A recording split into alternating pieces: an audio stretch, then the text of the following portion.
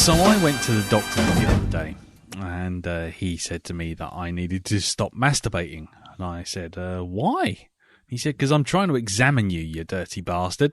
Anyway, hello everyone. Welcome to the Black Dog version 2, episode 84. I'm Lee. I'm Darren. I'm Jim. I'm Elton. And this week, once everyone's got over that joke, we will be seeing how everyone's week's been. And then we will have some feedback. We've actually got feedback, which was for last week's episode, which was Master and Commander. And then we will move on to your pick, Jim, this week, which was... Things to Come. Yes, a.k.a. Welcome to the World of Tomorrow. So we will be doing that and seeing what everyone thought of that. But first, before we get going... let's find out how everyone's week's been. And we will start with you, Jim. How's it been, sir? Relatively quiet due to we had a couple of very rainy days and out dog walking got rather wet, which led to me sort of at the weekend coming down with a bad sinus infection again. Oh God! So it's it'd be fairly quiet and many painkillers and nasal sprays have been consumed. Fair enough. just slouching out. Pretty much. Other than that, I've been finishing off our journey through Vic and Bob. Mm-hmm. And finishing with the last series, really, the House of Fools, the surreal sitcom. Oh, yeah. Now, I didn't actually own this. I thought, I'll pop onto Amazon, pick from DVD. Mm-hmm. Unavailable. Going price for a single series, 60 quid and up now. Bloody hell. Why? For a series? Yep. Because it's out of print.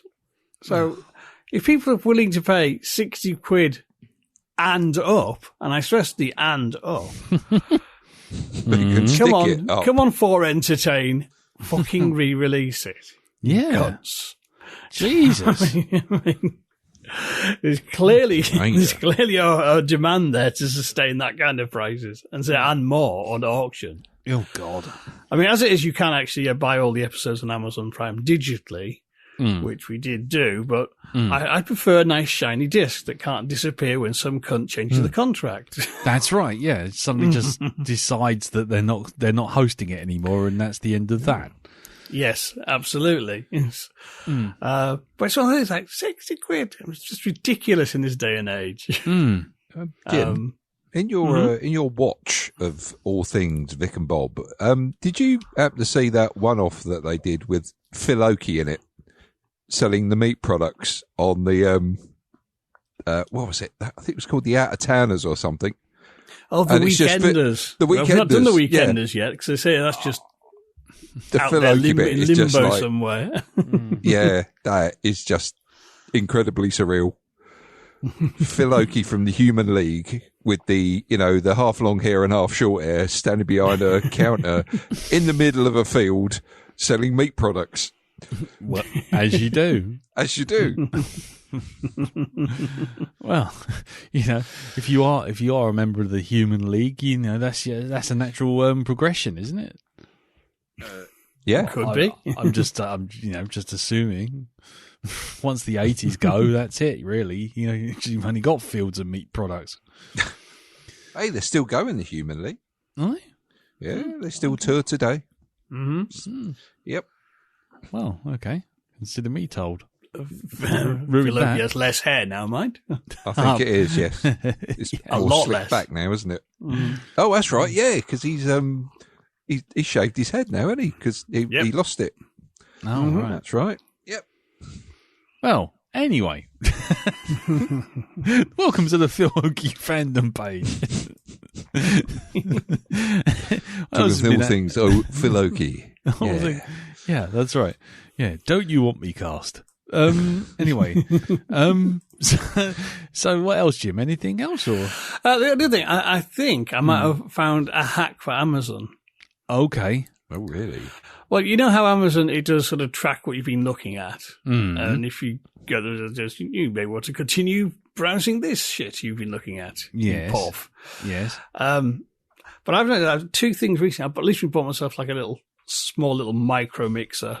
It's like 6 channels, you can power it by USB. It's just no bells and whistles, but just ideal for me just to plug in all the very little synths I have to have a jam or whatever. Plus I can add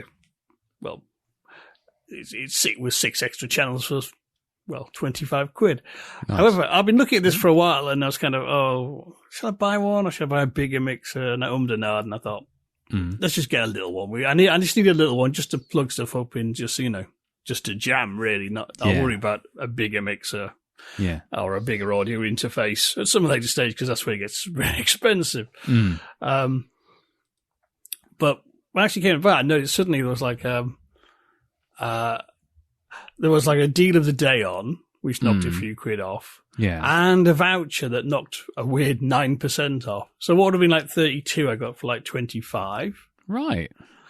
But the thing is, a couple of weeks ago, I'd bought something else I've been umming and ahhing over. I completely forgot what it was. But I've been looking at it for a while and sort of going, should I get that? Should I not? Oh, is that the best model? But similarly, that suddenly had a deal and a voucher off as well. Oh, it's a condenser mic I bought. Oh, right, yeah. So I think what Amazon does, it clocks if you keep looking at a certain product and you're thinking about buying it. If you give it a couple of weeks, I think it'll suddenly magically be on offer or there'll be a voucher to entice you to buy it. Oh, nice. So, if you're thinking about buying something, just go look at it for every couple of days for a fortnight or so and see what happens. I think that might be it's tracking. It's going, we just need to give him a nudge to get that sale. Go on, give him 9% off. He's looking at it. I think eBay do that as well, and I know GoDaddy definitely do that. What do you buy from GoDaddy? What, domains? Oh, right. Okay. Sorry. Sorry, I'm completely out of it. That's a long time ago. Long time I've heard that name, stranger. Still heard that name for a long time. He was on the water this long with Blue Yonder, I recall.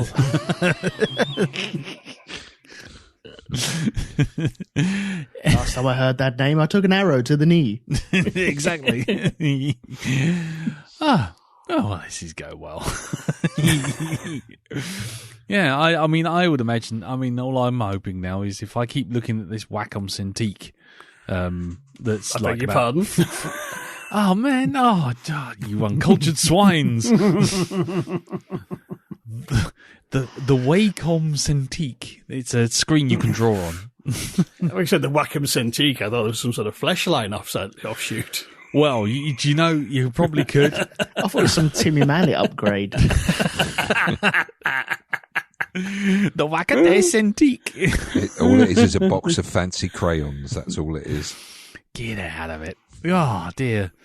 Oh, I was hoping just one day, I was hoping to get hold of one of them. But, $3,000, what are you going to do? Anyway. $3,000? Yeah. Hang on a minute. Yeah. Okay. What? Where can I find it? Amazon or eBay or Wacom? Wacom. Yeah. Whereabouts? Where am I looking? Where am I typing this in? Goodness sakes! Look, Amazon. Just look, Wacom Cintiq. Why has it changed name now? Why have you changed its name? Because you keep going on about Wacom. You're being childish. That's my job. I found that. Look at that. Wow. There's a 16. No. Oh, sorry. No. No, the 27-inch job. The XP pen. 27. Yeah, the 27-inch. Star Series tablet. Bloody hell. That's what you need. Express yourself. That's the gear. I don't want no 16-inch nonsense. Even the Hue on Canvas 24 is about 1,200 quid. And that's the cheap knockoff. No, why are you going for the 27? Why didn't you want a 32? Because I've used the 32 and you end up with really hot, sweaty arms. Because you have to lean all over it. So which one do you want? It's the Wacom 16, did you say? No! The what? This is how I wanted this show to evolve. Just us looking at stuff on Amazon. Brilliant. Is it the Pro 24? Yes. Well, there's a 27 version, I think, but Pro 24 will do. Yeah, I'll have that. So you won't do the 16 then, no? No, because the 16 is a 16-inch screen, so essentially no, it's the that's size so tiny, isn't it? Yeah, well, it is. It's They're so tiny. It is so tiny. One won't lower themselves to the 16. No. One wants a 22 at least, or 27. Yes. But yes, one I goes do. high as 32. No, I won't go as high as 32 because, like I say, I've used You the get 32 hot arms or because I something. get hot arms. Yeah. Hot dogs. The fucking 32 is huge. It's like a table. You just put You your weren't arm. just having a hot flush, were you? No, because it's a bloody Got screen. hot arms. I'll Carol got hot arms. I'll tell you what. You sit there. Put your arms on your telly for more than 5 minutes and see how you feel. That's what you're doing. Can't you just put some tracing paper over the telly you've got? Yeah, because the thermal conductivity of tracing paper is well known as an insulator, Dow. That's an absolute blinding Of course, they put it in all good airplanes and stuff like that. Did you not know? Whenever I'm trying to Good insulate electrical myself from the cold or the heat, I immediately stick tracing paper down my pants. That's who they use it in lifts that he works on. Yeah, that's Tracing it. paper. Yeah. I mean, that's. I mean, I don't know Better why than we haven't. insulation tape. I don't know why we ain't solved this problem before. I mean, all this problem with gas supplies and people getting cold and having to heat or eat. I'd say tracing paper. Just go down to Ryman's and just cover your house in tracing paper. You can do everything with tracing paper. You can keep your house warm. You can wipe your ass with it as well, like we did at school. Oh God, yeah, Mallory tracing paper, toilet paper, yeah, Toughest toilet paper in the world. Isel. yeah, that's it. It was it had the ability to spread rather than absorb. Didn't Yes, the one. Wasn't it made out of recycled child's dreams or something like that? Is that it? You know, they took all the love and the soul out of it, and that's why it became all sharp and hard and Yeah, not that's very right. good against the skin. It was your first realization that life was unfair. Yeah, that's right. Yeah, That was it, really. Yeah. Anyway, is that it, Jim? Yes, that'll do. I've caused enough bother, I think, for the evening. Oh no, Lee with his whack off tablet. Hey, don't knock me whack off tablet. If anybody wants to donate a whack off tablet to me, by all means go for it. But it can't. But it has to be a Cintiq. All this arguing, and my arms have all gone hot now, so I'm a bit There you go. worried. You got hot arms. I've got hot arms, See? yes. Hot arms. Danny Davis was right. He said that he had that in a list of excuses for not going to work. You could just say you got hot arms. That's Yeah, right. You did. That's right. You did. Yes, Yeah. all those years ago. I've always kept that. That's one in the bag, ready to go. That's one in the chamber, ready to fire. One in the Wancom sack. yeah, one in the wake up sack. Oh, yeah, I got hot arms and my whack off tablet. Yeah, Yeah. that's what I'm. That's why I can't come in today. Yep. If anyone is listening to this from Wacom and they haven't logged off immediately, I mean, I will happily take sponsorship devices. That's all I'm saying. He'll take sponsorship and change the name every single time he says it. Yeah, I Yeah. will. Every time. I'll cycle around. Wacom, Wacom, Wacom, Wancon. You name it. Wank on, whack off. Whack on, whack off. Yeah, exactly. I've got a cream off of me masturbation chip. Yeah, there we go. Hold on. Ah! you were off to the wanking shit. You like me lobster? Oh, You like me, lobster. Is it making your arms Is it making your arms hot? You need some tracing paper. Hold on. that's what you need. Ah! I heard Elon Musk is sending a probe to the sun that's Yeah? made entirely of tracing paper. Yeah, exactly. You can go all the way. Tracing paper and sticky back plastic. See? Cheap. It's not going to return to Earth, though. Oh, no. No. I doubt if it'll get anywhere near the sun, actually. It'll probably burn up. You know. Well, yeah, that's because it's fucking tracing paper. It's no good for anything. No, apart from tracing. Hence Yeah, the apart from title. tracing. Anyway. Otherwise, it'd be called insulation paper, wouldn't it? Exactly. With the benefit of tracing. Not Yes. tracing paper with the benefit of insulation. Exactly. Brillo pad for your arse, that stuff. It really is. What? So it's like a Brillo pad for your arse. Fuck's sake. Do you know what's even funnier though? What's even funnier is that a couple of hours ago, Andy Palastides literally put us forward to the Sunday Times Culture Supplemental as a podcast with members who are over 50. That means that someone from the Sunday Times is going to listen to this to try and evaluate whether or not it's worth being in the article, and is going to listen to 3 guys over the age of 50 and a 40-year-old talking about tracing paper and a graphics tablet called Wacom on a movie podcast. Can we get Michael Parkinson to do our advert for us? You don't have to pay anything in the first week. You'll need a medical examination. You'll get a free Parker pen when you start listening to the first episode. Yeah. Start listening to the Black Dog podcast and we'll send you a voucher for your first colostomy bag. Anyway, so hello, lady from the Sunday Times. Hope you've not logged out already. Well, you probably no, that happened ages ago. Yeah, honestly. That ship sailed, isn't it, really? We're 10 minutes deep on this. 16 minutes. Oh, okay. We haven't even got to your week yet. Jesus Christ. Yeah, I think the phrase might be Black Dog Podcast desperately in need of an edit. What the fuck was that about?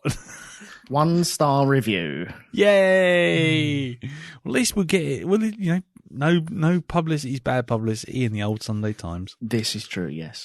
There you go. But anyway, so go on in, Elton. How's your week been? Well, how the hell do I follow that? Jeez. Well, how's your Wacoms? Is it good? I've got a terrible one, actually. I bet you have. No, honestly, I have. Hang on. I can't find it now. My week. I can't remember what's happened. I think the most that's happened today was watching my daughter panic when Spotify was down. For about an hour. That was it. Hello, darkness, my old friend. Yeah, man. She came down and was like, I don't think Spotify's working. Really? Oh, no. Spotify, I've been locked out of my Spotify. Oh, no. What? I can't get onto my Spotify. Okay. No, Spotify no work. Okay, fine. I'll have a look on mine. So I open up my phone and look at it and, oh no, I've been logged out. Okay. Jump on the internet, onto Twitter. Spotify is everywhere. I then said, well, imagine if you could go to a store, a shop, where you could purchase, I don't know, some sort of plastic disc, which you could put it into a player, and then play the music. No, Dad, no, stop it, no. And that was it. I was shut down immediately. So you didn't sort of like walk up to her and say, of course, you know what we used to do when we had no music, and then pull out a pair of spoons. This is called Knees Up Mother Brown. Or a comb and some tracing paper. Yep. It's tracing paper again. See, it's another good use for it. It's a musical instrument. Used to make a comb kazoo. Yep. And guess what, dear? If you put these around your arms, you could get hot arms. Yes, you can put them around your arms and protect yourself against hot screens. It's kind of like a post-apocalyptic Vuvuzela. Yeah.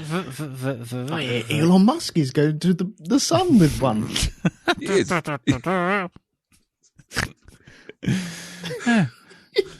If we've learned nothing else, well, we've learned nothing, have we? Let's be honest. No, we haven't learned anything. It's all made up, isn't it? It is all made up. It's all complete bollocks. Right. So Spotify's down. Has it returned? It has. Hang on a second. Has balance been returned to the force? Yeah, it probably has. Well, there was Kimmy going upstairs with no Spotify, and I just went into the kitchen to do the washing up and put on my podcast. I was like, in your face. Yes. It has returned. So there you go. Everyone can calm. Let's all just calm down. Yeah. It's all back. Yeah. Well, no, you need to see my youngest daughter Lisa. She's gone full retro. She's into actually buying CDs now. Oh, good on her. Oh, yeah. Blimey, right. Yeah, she got a CD. She actually bought a CD player, both a portable one and one in her room. So she listens to CDs now. Wow. Yeah, I know. I know. The revolution starts right here, ladies and gentlemen. A portable, one with like a belt clip. That's it. Amazing stuff. Yeah, they still make them, which is even more amazing. That's Wow. brilliant. Yeah. So Does there it you go. jog when she walks down the stairs? He skipped. Yeah. I believe so. I believe Right. they have not solved that problem in the last 20 years of evolution of this. No. And do the batteries last for one whole CD? I suspect so. I haven't honestly asked, but she doesn't seem to use it very often. Certainly not as often as I would have thought she would have used. But then that means that, well, let's put it this way: we're still buying batteries, so I think that's the answer. There's the answer right there. Right. Okay. So yeah, there you go. Anyway, so sorry, Ellen. Anyway, carry on, mate. There. Honestly, there is no. I am padding the shit out of this one because there don't. is nothing for this week. I wouldn't worry. We got plenty of feedback. Don't need to pad out nothing. We can Well, then- we can do the feedbacks. Then instead. let's move on. Then let's move on. Okay, then we'll move on to Darren, who will pad the shit out of everything. Yeah, I will pad the shit out of everything. Yeah. Okay, yeah. mate. Go on. How you been? This week I went to a positive thinking course. Right. It was shit. And it was half empty.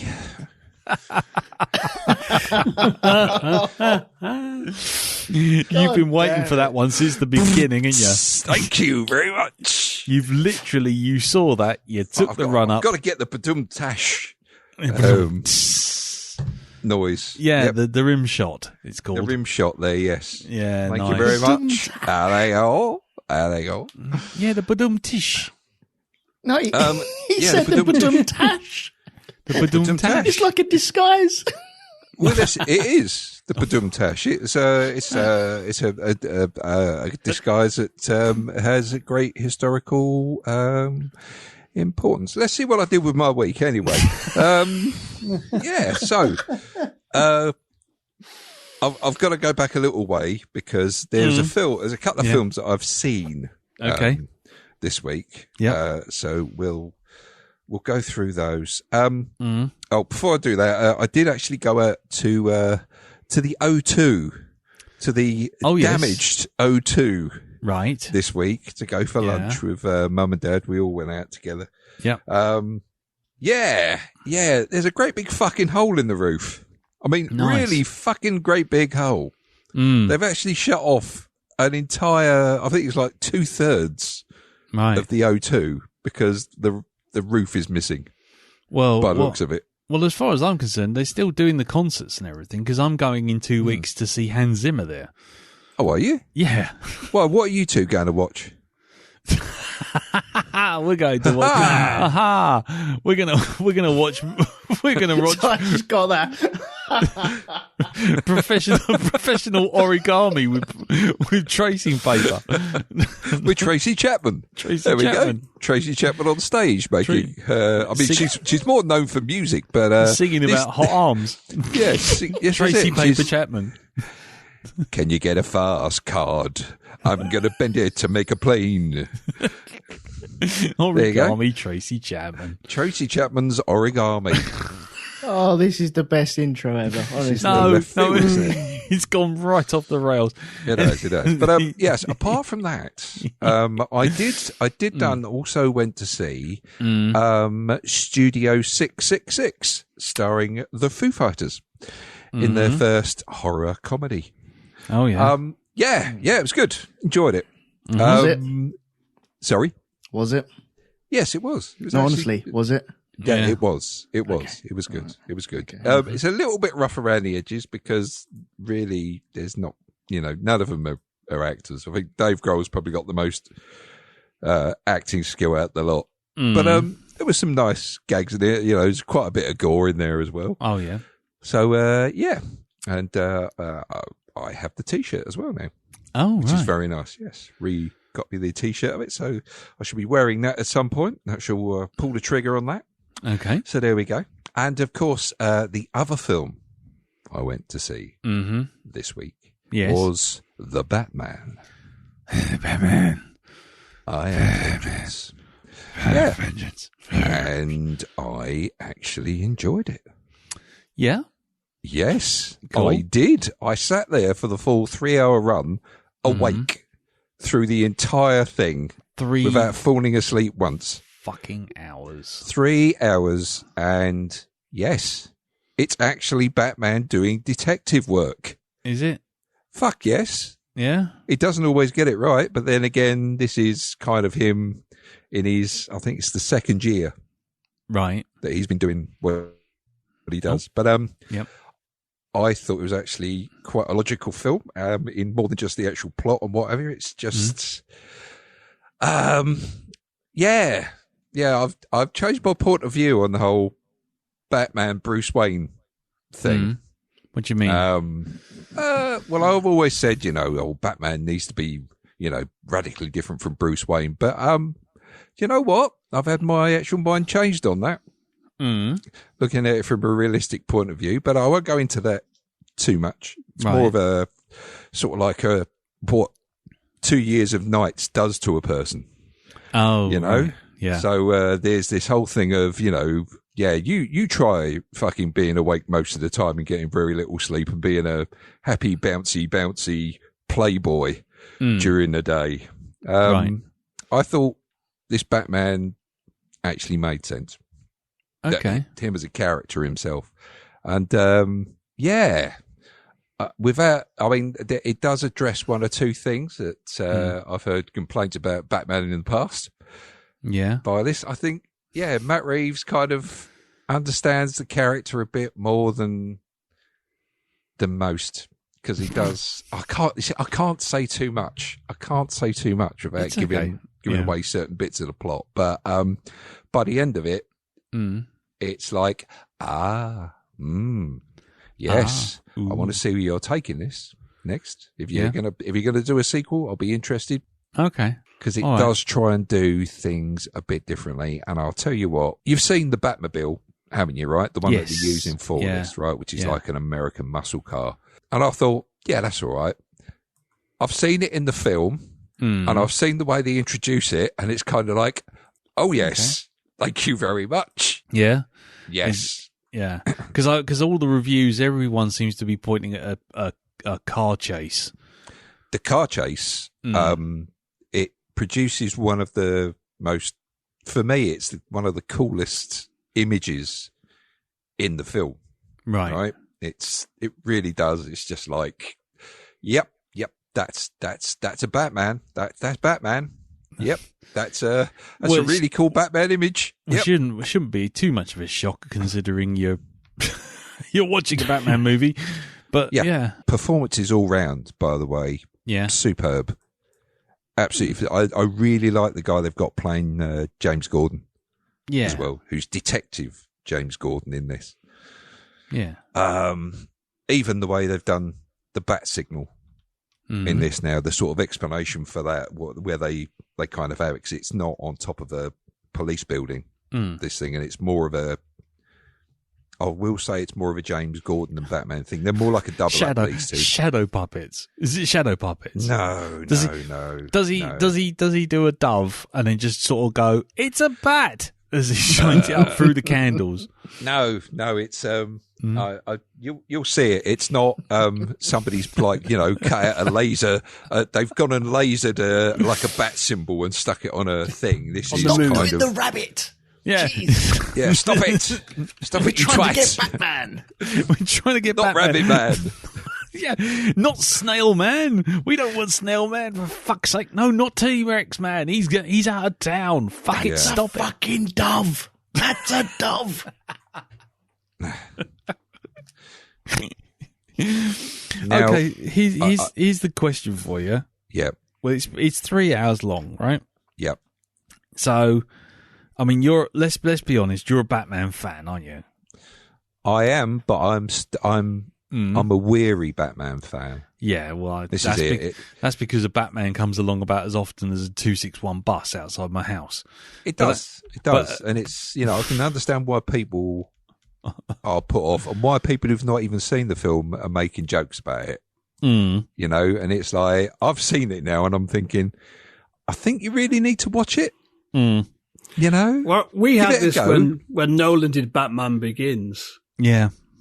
Because everyone's going, oh, not another Batman film. 2 years later, people can't stop wanking themselves till dry over The Dark Knight. Exactly. And this isn't that. This is a different take on Batman. He's not, it really is the beginning of him, as in getting his, because even he doesn't know what he's doing. He doesn't even understand what he's, where he fits into everything. He's doing what he does, but it's kind of like, and he's not perfect either. He makes mistakes and that, and it's this whole kind of learning process. And by the end of the film, it's kind of, it kind of gets him set up. Again, not perfect. He doesn't sort of automatically turn into, the Batman that you've seen in comics who, can fucking slice off a gnat's genitals from 300 yards away with a batarang. It's nothing like that at all. Right. But it's a nice start. I liked it. I thought it was good. There's stuff in there that some nice little things that they put into it, I thought. Yeah. I'll move on if that's all right. Yeah. Oh yeah. Please. That's it for me anyway. Right. Okay. Well, I haven't got much to say about this week. I mean, this week, I think I watched two ends of the sci-fi spectrum. I've started rewatching Babylon 5, which I'm digging because it's on Amazon, and I can just put it on my phone and just sit in bed and just watch it. And I'm quite enjoying that, even though the adverts are very annoying on the IMDb stream. And it kind of glosses over some of the, how the computer graphics probably haven't aged very well. Do you know what? Right? Do you know what? On the phone? I tell you what. I tell you what. We're going to get to that when we come to things to come, because I'm starting to get to the point where I think if the story's good enough, I'll forgive anything. Right. Okay. But because on the other end of the spectrum, I watched Picard season 2 first episode. Okay. And that had all the special effects budgets you could possibly throw at everything. You want a spaceship? I'll give you fucking spaceships. You want a big cloud in the space? I'll give you a big fucking cloud in the space. You want a bulk ship the size of a planet? I'll give you a fucking great big bulk ship.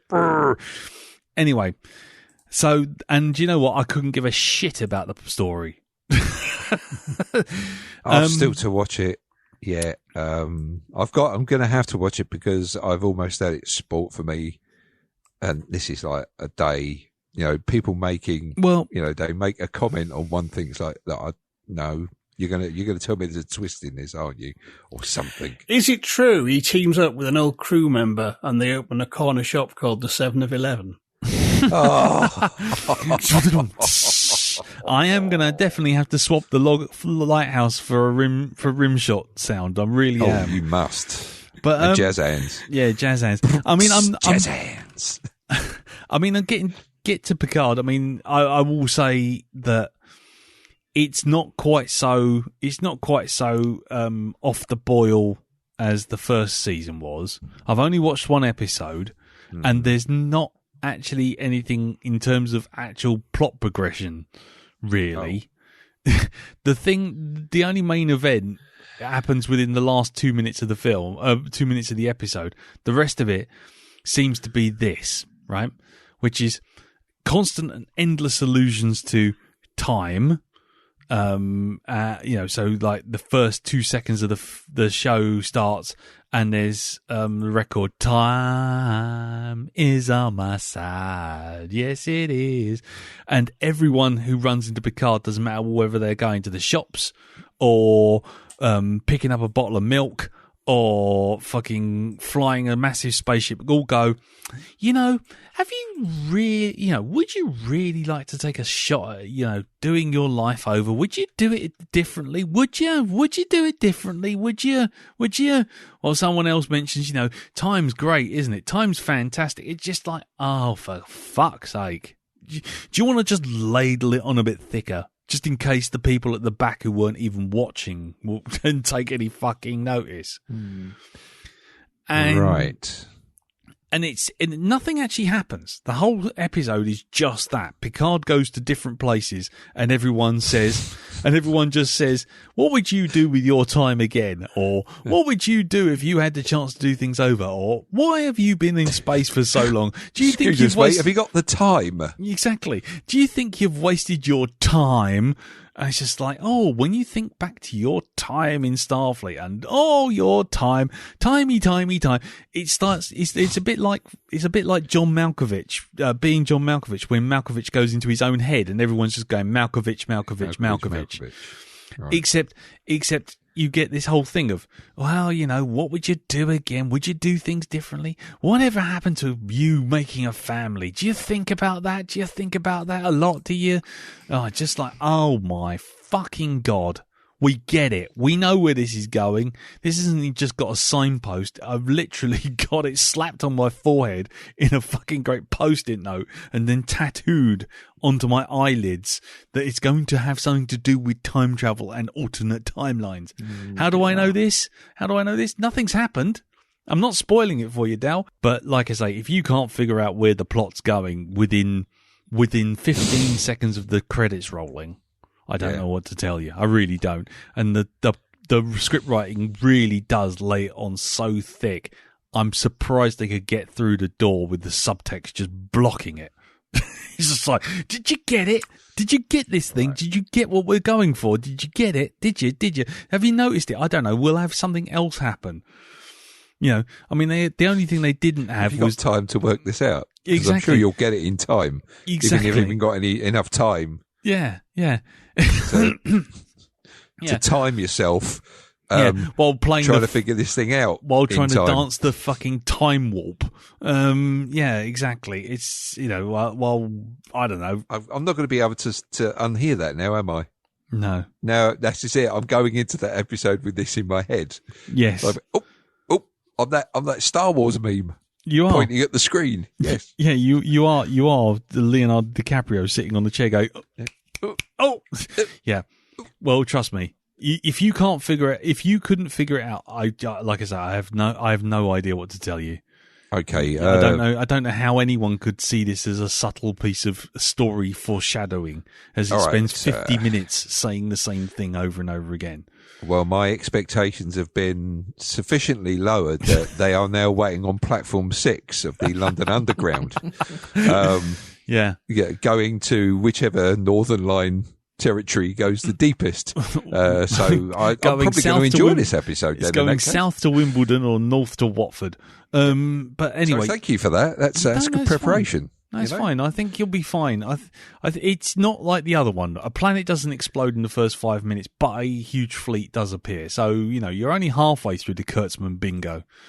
Kurtzman bingo. Anyway, Kurtzman writing bingo.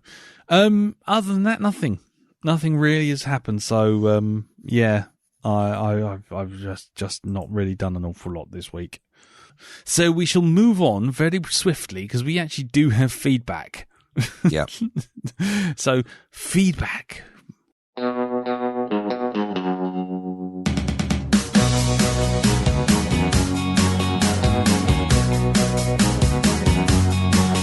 Feedback. Send your feedback. Lots of feedback. Come on, feedback.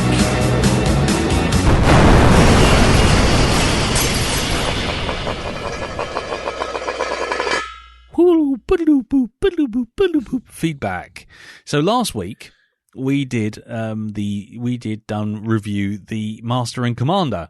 Yes. Master and Commander, the Russell Crowe and Paul Bettany, choosing the lesser of two weevils. And yes, we got some feedback. The first one comes from Thomas McCamberley. First time feedback at Tom McCamberley. I guess an old joke from Black Dog 1. Well played. Thank you. And he wrote, Hi guys. Couldn't let Master and Commander go by without saying something about it, but it's less about the film itself and more about what it means to me, so I hope you'll indulge me a moment. Some of you may know that almost a year ago my brother passed away suddenly from COVID-related symptoms, which, very sorry about that, Tom. And that is a wound that I don't think I'll ever fully recover from. At the time, I was flailing, having to go into quarantine alone because of the possible exposure and my wife staying with her parents. And it was at this low point last year that I came back to Master and Commander, having last watched it at the year it came out. It was a lifeline I didn't know I needed, and I got me out of my head, showed me a story of the best Horatio Hornblower Star Trek fashion.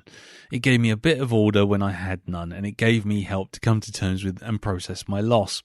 Thank you for adding this to the watch list. It was sad, and it was wonderful too. Thank you.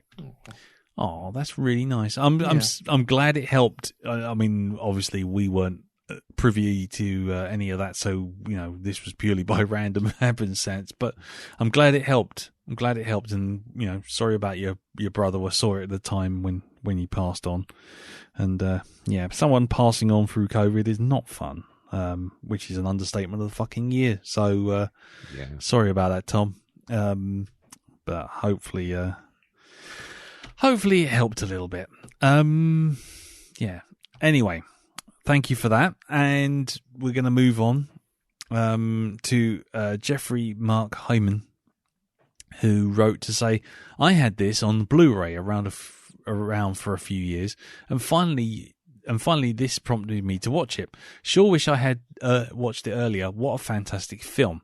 Unfortunately, now I'm going to have to go and track down and read all the books. Well, you know what? Don't see it as a bad thing. Go read the books. They're great fun. So there you go. So good one on you, Jeffrey. I feel like we're giving a cultural exchange to the world, this one. Then we've got Murray the Pieman Christensen. And he says, hi chaps, love this film. It actually inspired me to read the books. See, Jeffrey, there you go. Listen to Murray. He's done it. It actually inspired me to read the books. And after reading them, you get even more out of the film. It's where the attention shows. The grumpy steward Killick is a fairly minor role, but they had enough love and care to make him as close to the character as he was in the books. As you guys said, the film drops you in, but the surprise becomes your world. We only leave the boat when they do, and so even when we only see characters for a couple of scenes, we are among them, and we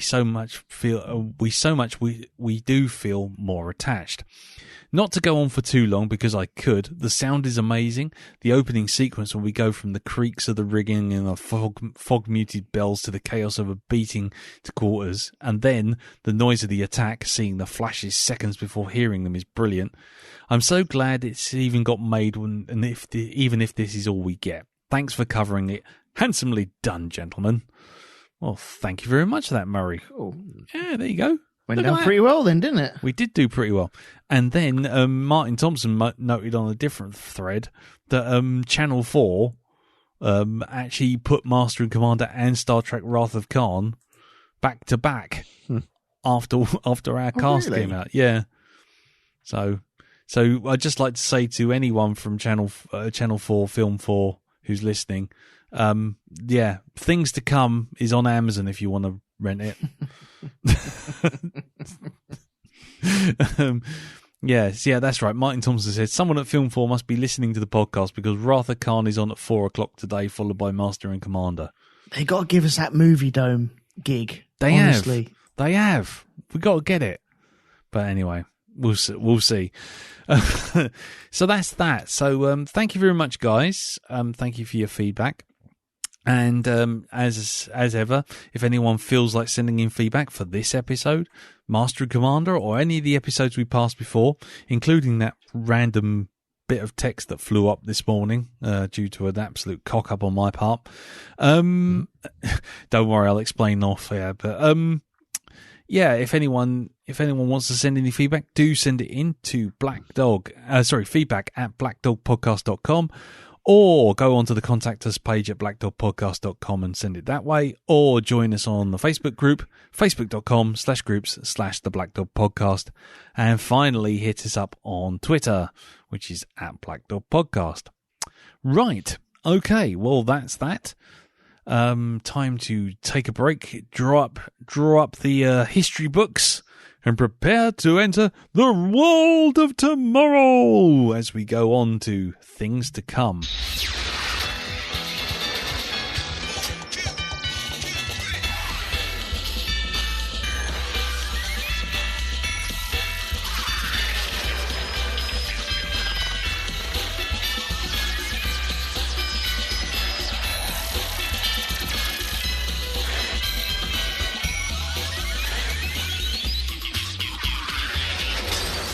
Right, so Things to Come, also known in promotional materials as H.G. Wells's Things to Come, is a 1936 British black and white science fiction film from United Artists, produced by Alexandra Corder and directed by William Cameron Mendes, and actually written by H.G. Wells himself. The film stars Raymond Massey, Edward Chapman, Ralph Richardson, Margaretta Scott, Cedric Hardwicke, Maurice Bradell, and Derek DeMarney, and Ann Todd. There's so many ands and ands. Anyway, Wells conceived his treatment as a new story meant to display the social and political possibilities he had outlined in his 1933 book, The Shape of Things to Come, which he considered less a novel than a discussion in fiction about presented itself as notes from a 22nd century diplomat. The film basically talks about the progression from the 1930s of a businessman, John Cabal, living in an every town in England, which looks remarkably like St. Paul's, but there you go. And how war and pestilence and eventually enlightenment and technological marvels happen over the course of 100 years. And that's it. I'll leave it there. We don't have an awful lot of details on anything other than the budget. I mean, for 1936, the budget was huge. It was £260,000 to make this movie, which I don't know what that is in old money. I mean, 260. I'll find out. Man looks up thing on internet. £260,000 GBP. In 1936.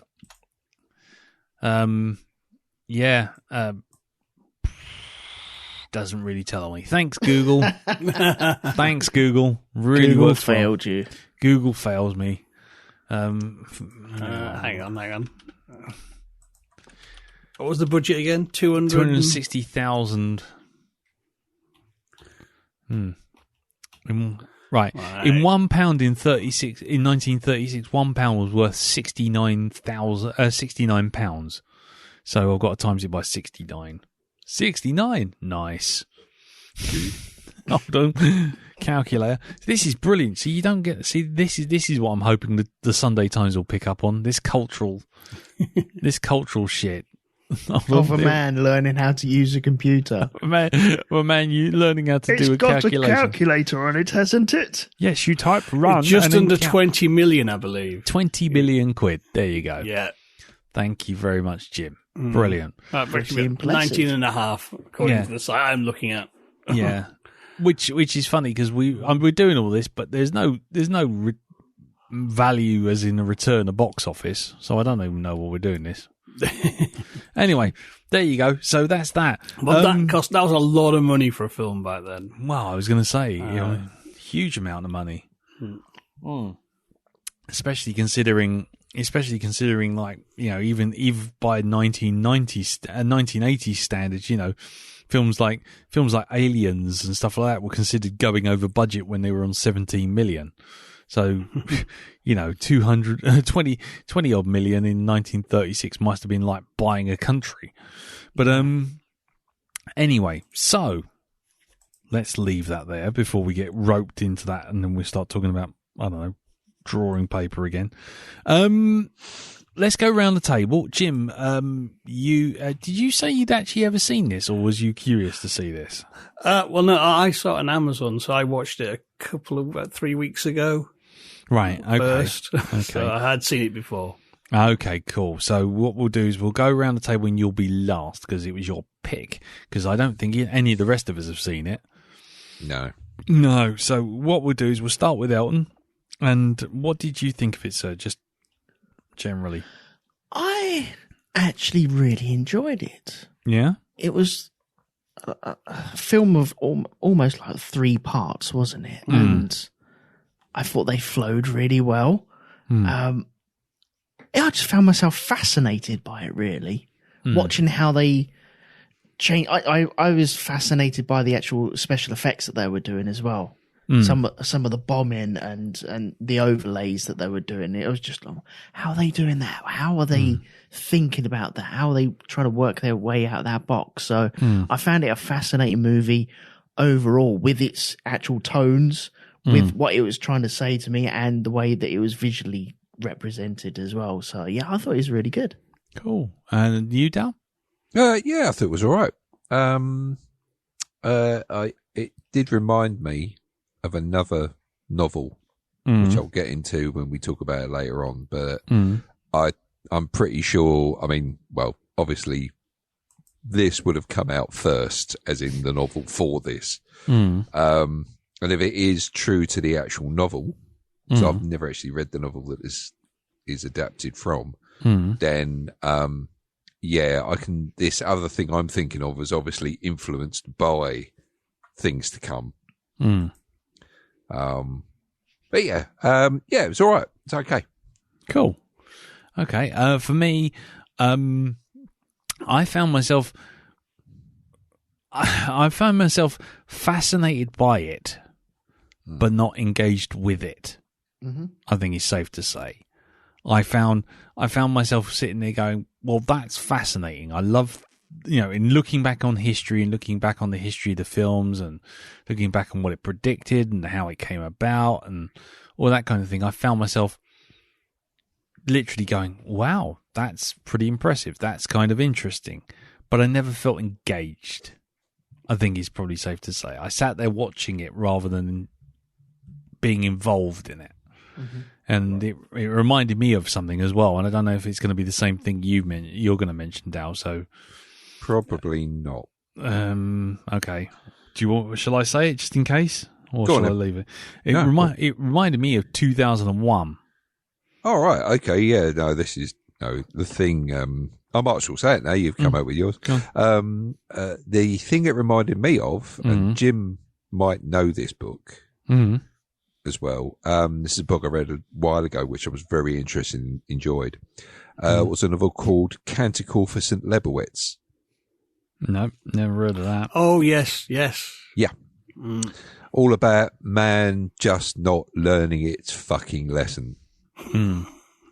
Right. So, and this is kind of where this went, how this kind of goes. I don't know. It looks like it's going full circle again, where it's people starting that way. I see that totally, actually. I hadn't not thought of that. Yeah, because the St. Lebowitz kind of ends in with the same thing.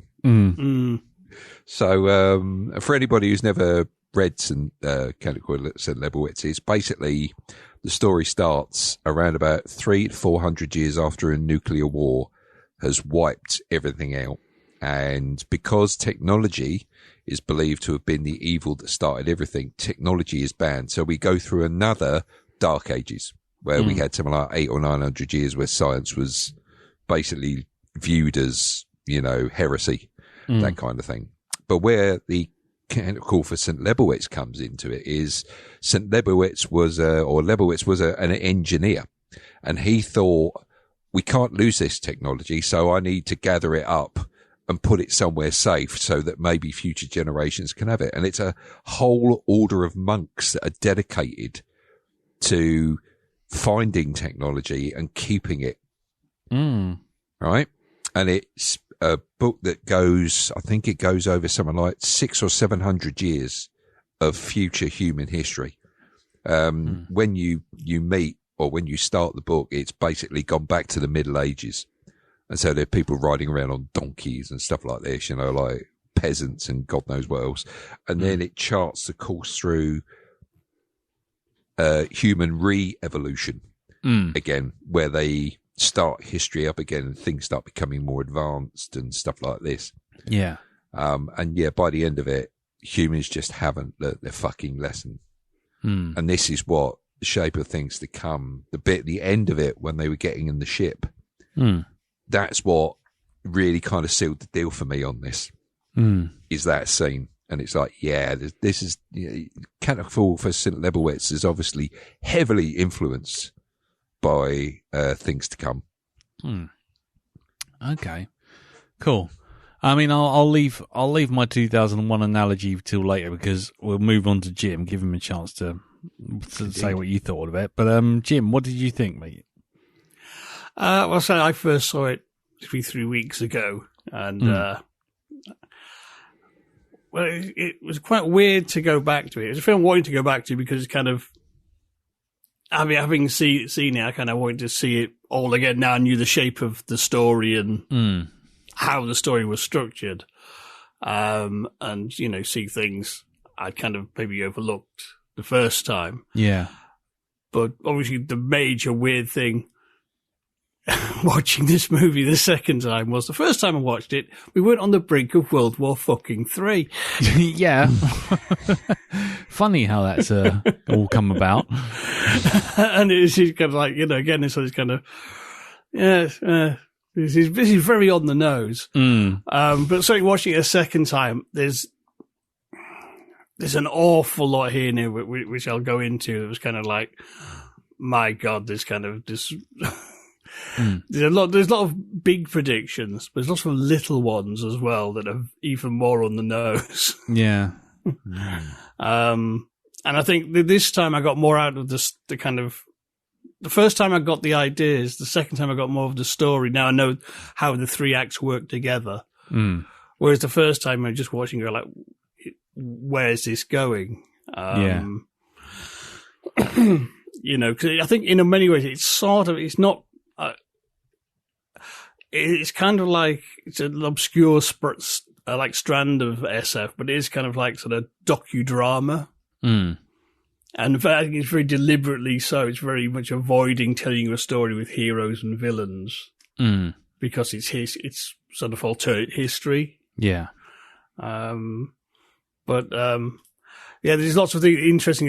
They come out a second time where you see things that are echoed through the 3 sort of periods you sort of see. Yeah. Which I think was really, really clever and very subtle. And again, it's one of the 6 times you're watching going, made in 36, remember that? Made in 36. Yeah. And it's kind of like, made in 36? Fucking hell. Yeah. Clever man, our Herbert. Yeah. I guess that's kind of the first thing to jump into. I mean, how much of this was interesting because of what it predicted? Because when I watched it, I sort of sat there watching it, going, "That's interesting. Oh wow, look at that."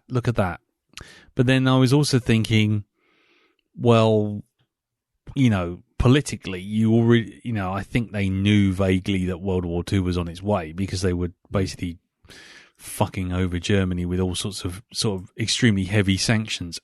Sounds familiar. And, and basically backing them into a corner to the point where they, something was going to crack because, the country was essentially skin. And that's not to say that, Nazis just happened because they ran out of money. That's hardly the case. It's not exactly what I'm trying to say, but I'm just trying to, what I was going to say was, how much of it do you think, how much of this film is really about us looking back at it now going, ooh, look at what they predicted, rather than just, oh, look at this film or look at this work of fiction?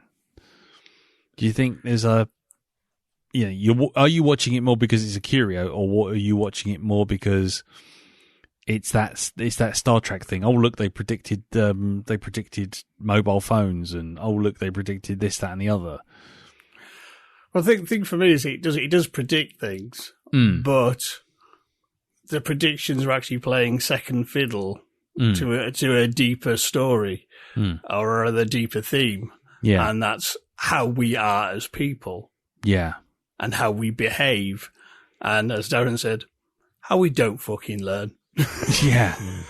It's the old line, isn't it? And those who don't learn from history are doomed to repeat it. Yes, yeah. Exactly, yes. But I find it very interesting the way it's kind of, I think it's a lot to say about human nature, about how we interact. And it's one of the few sort of films that does this sort of thing, but it doesn't fall into white hat good guys, black hat bad guys. And I think the last act is kind of, in many ways, is the most interesting. Because I mean, not to open that particular canister just yet, but there's a lot of analogues to the present day where it's kind of, it's not kind of they're right and they're wrong. It's more like you're actually both barking up the wrong tree. Yes. Yeah, lots of... There's some ambiguity, isn't there? Yes. But then on the other hand, it's got that whole thing of just a guy who's just bored one day. He's got everything on the plate, and then everyone just suddenly decides, hey, you know what? Going into the space is wrong. Why? Just because it is. Oh, right. Okay. I'll do that then. I'll stop that then. Yeah. What about you, Elton? What did you think about that sort of with this? You know, whether it's foretelling the future is more interesting than the human nature side of it. I found it very hard not to watch this film and go, oh, that's kind of predicting this sort of thing. And it's very hard for me to take the rose tinted specs off of that aspect of this movie. I sit down, I watch what happens, and you're in some sort of wartime past, and then you see some sort of war is brewing over the continent, but you never really see the foes, do you? No. And that just got me thinking of what's going on now and what would have been thought of in the 1930s and stuff like that. And it worried me at times, but it got lots and lots of thoughts I can't really get out of my mouth at the moment. It's it worried me a lot. It really did. Really? Yeah, it did. Yeah. I kind of put myself into that position of, I know we have the internet now, so we have like 24-hour news and we can see what's going on. But it made me dive back into, well, what would it have been like? Because all I had to do is turn on a radio to listen to what was going on. And I suppose when this was made, that was the way that they communicated. That you would receive it over all your news over either newspapers or the radio or word of mouth, and that would be it. Yeah. And I love the way that this film just stayed with that on the first act of, that is the way that we are dealing with things now. And then we shall think about what happens in the 70s and 80s and then moving on into 100 years' time. It was really, I thought it was really clever, but it did worry me. Whether or not... What was the original question, though? Sorry, I've rambled on so much. No, I can't it's remember. fine. I don't mind. We don't have to stick to the questions. This is more just discussion points, really. Yeah. I mean, it was more. I mean, because going back to my thoughts was that, you know, I watched it more as a curio. I never got involved in the story. I just sat there going, oh wow, look at this, look how well it was made, look at what it's predicting. Look at the thought behind it, and that sort of the story, the ideas writing rather than the narrative. And I was just wondering whether or not you guys were looking at it from that perspective as well. Whether or not you were watching the film and going, "Yeah, it's good because it predicts this and it predicts that and it predicts the other." But if you sat there and watched it and said, "Tell me the story," I would be hard pressed to tell you if there was a story. It's more like vignettes, which is why I was saying it's a theme, though, isn't it? It is, as Darren and Jim have said, about humans will fuck up inevitably. That will happen, Fuck up again. This will recycle again and again, and we will make the same mistakes because last time we did it wrong. We will try harder this time, and you'll just get yourself into more shit again and again. And that's what happens. And because humans are stupid, that's what it's saying, really. Yeah. You know, there's something else. This film. One of the first things that came to mind. I know I've said about the Canticle for a little bit, cool. But there was something else that came to mind with this as well. And it's an Eddie Izzard sketch where he talks about how, if you look at black and white movies, all the working class people speak incredibly like this. Everybody speaks like that. And they're all supposed to be cockneys and stuff, right? And he says, well, you know, if that's a cockney, then what must a posh person speak like? And it'd be like, you know, I spoke to a posh person the other day and he said, wah, wah, wah, and I believed him. And it was kind of like that, right? And it was emphasized to the nth degree when that little girl was on screen in the future, when they were in the future. Oh, it's so frightfully, terribly lovely and squishy and floppy and wobbly and jobbly. Yeah. Isn't it, Grandad? Yes, no, don't tell me things like that. What? No, fetch me a servant to get me some water. Grandad. The sort of person that says, suit. Suit. So if we've learnt nothing from if we've learnt nothing, just leave it there. Just realign your chakra there. It's that the future is posh, even if it's cockney. Yeah, everybody speaks like this. It's all clipped tones and BBC Home Service type speaking. Yes, Mr. Chapley Warner, are you going up in the spaceship? Do you think that was Grayson? To do with trying to change the feel of the past, thinking of the future? No, I think it's just because back then only posh people really got leading roles in films. Because if you ever had like a Cockney character appearing in a film back then, they just come on and go, "God blimey, strike a light," and then, you know, they'd wear be off. Flat caps and then leave. Exactly. Hey, I've gone down to road and stuff and got my gravy. Bye. And that was it. That would be all the common folk would be up to. So I think it's, you know, something about making sure the audience could understand. But I mean, even that little girl was so posh, it was almost like she was speaking a foreign language. You know? The finest RADA accents. Oh, good Lord, yes. Oh, it's frightfully, terribly, wrongfully. The future, though, is noticeably all posh people, though. Oh, yeah. Yeah. So very, very, very, very much so. There are no very commoners in the utopian dictatorship. I mean, utopia. Yes. Well, isn't that a thing of H.G. Wells anyway? Wasn't that one of his beliefs?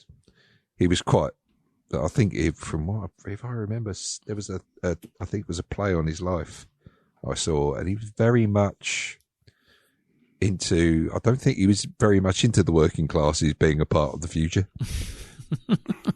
If I understand that correct, maybe I'm thinking about that wrong, but I'm pretty sure he himself believed it would be posh. The future is posh. Well, no, you might believe in kind of the raising of standards that make people posh, i.e. proper education and healthcare. Because he was a member of the Fabian Society and was quite embraced a lot of sort of left-wing kind of ideas. Yeah. But H.G. Wells never really threw his lot in any sort of one camp because his ideas were always sort of changing. But you know, it's kind of the Time Machine is an interesting satire because you actually have this sort of underclass, the Morlocks, who run all the machines. You can say they're the working class, but actually they're running on the show and actually eat the useless posh people who live on the surface. Yeah. And they're not the slaves, they're the masters. Yeah. And he's So sort of frightfully, terribly. So frightfully. Frightfully, terribly, obnoxiously, icky and sticky. Oh, that's how they used to speak a lot in those days, in those films. It's terribly, terribly unfortunate. I will be honest, and this is a complete aside, but following on from what you're saying there, the one thing that did make me laugh was in the 1940s section, just before war breaks out. Yep. And what is it? I can't remember his name now. What's his name? As John Cabal. No, Yes. not John. Was it John or Oswald? Which one was the earlier one? Oswald, wasn't it? Oswald, I think. Yeah, and he's standing there with his wife, looking at their child, and they're doing that old Chumley Warner thing of, neither of them are looking at each other, and every time they speak, they have to look away up meaningfully at some Yes, point a million miles from nowhere. So it's like, do you regret having a child, Oswald?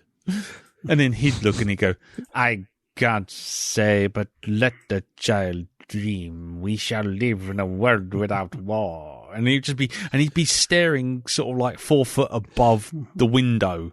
Yeah. Meaningfully, because that's how the camera's lined up to frame him. And it was very Chumley Warner. But yeah, I mean, just to answer my own question, I found myself sort of having to fight past that sort of 30s thing, that 30s sort of filmmaking, and just look at the ideas in the end. I think that's why I would say I admired it more than anything, because I sat there going, these are really cool ideas, but if I try and engage with the story, every time I do, there's something so alien in terms of my attitude to what I think a film should be and how people should act in a film, to this kind of very, very stilted, we're not going to look at each other and the camera's not going to move and we're just going to look meaningfully diagonally opposite each other. Do you know why that is, though? No, I don't. I actually. can tell you. Yeah, go on. It's because of, at this stage, they were still getting used to recording sound and film. If you look at silent movies, they're using dolly shots and zooms and a lot more dynamic camera work, where you can sometimes surprisingly modern camera work you can see. Yeah. But when sound came in, that changed the ball game, and they suddenly had to keep the camera still again. Yeah, and so cinema actually, in terms of visuals, had to go back to the very first camera setups, which were kind of filming things like you'd film a play with a static camera, with the camera being an audience member, and they had to really, really stop moving the cameras because they couldn't move the mics. That would make perfect sense, because a lot of the time they were almost looking up at the boom mic. When now I think about it, or the equivalent that's of the boom that's mic. the other reason, yes, why they always sort of a lot of these other angles. But it's partly to give it kind of like a classic painting sort of poses, but it was also to better capture the sound. Yeah, that would make perfect sense. Yeah, cool. I mean, so I caveat every comment I say from here on in with that whole thing of I had to fight my urge to just judge the filmmaking or judge the way it was being filmed. But yeah, I found it like 2001. I found it like you know, like how if you watch 2001, you see there's the bit with the cavemen and the monolith, and then it just jumps straight to, oh, we've got space flight now, and we're going to the moon, and it does the whole thing on the moon, and then it jumps to like 20 years later again, and it just goes, oh, here we are, Jupiter. Here we are in the far-flung future with an AI. Da, da, da, da. And there's no explanation, no nothing. Just accept it. We've jumped forward, and here's a completely different story. Yeah? I love it. I love that. Yeah. What, you love that idea, or you love I love that use. Yeah. Well, 2001 is brilliant as far as I'm concerned. Yeah. I love the jumps. Yeah. Because it doesn't take me for a fool. It just assumes that I get it. Yeah. Yeah. But again, that's my big problem. I find it slightly hard to engage with a film that tries to tell a narrative, but also just says, you know what, fuck it, you're either here or you're not. And we're not telling a story to make you engage with the characters. We're just telling you a story to go, oh, look how we have predicted the future. I think, as you said, it is more vignettes. But the whole story comes together when you have the 3 blocks and you look back on them and see where you started and where you ended, and the cycle continues again and again. You could do another 200 years into the future. I guarantee you exactly the same sort of thing. Humans bickering about a certain thing and people not liking it and fighting over that, and that's going to carry on until we're all wiped out anyway. Hooray! Huzzah! Huzzah! Okay, then. Let's move on from that bit. Then, I mean, how did you feel about the? Because I mean, I'm leading you a bit here, but how did you feel about the? Shall we say the Dark Ages middle section? I mean. What, yes, with Ralph Richardson. Ralph Richardson being the most crap Machiavellian character ever committed to film. He was Pasha Morton Joe. Yes. Yes. Get those planes up in the air. Yes. God damn it. I want more planes. I'm not going to threaten you with violence. I'm just going to stand there and browbeat you because you know your place and you will do what I say because I tell you. And I'm wearing a big rug. His clothes got bigger and bigger and bigger, didn't they? They certainly did. They certainly did. But the more pomp he got, the more layers that he got. More layers, please. Bring me more layers. There are people. Why was he wearing a I'll have pretzel their on the front of layers. his helmet? I don't know. It's that typical tin pot dictator thing.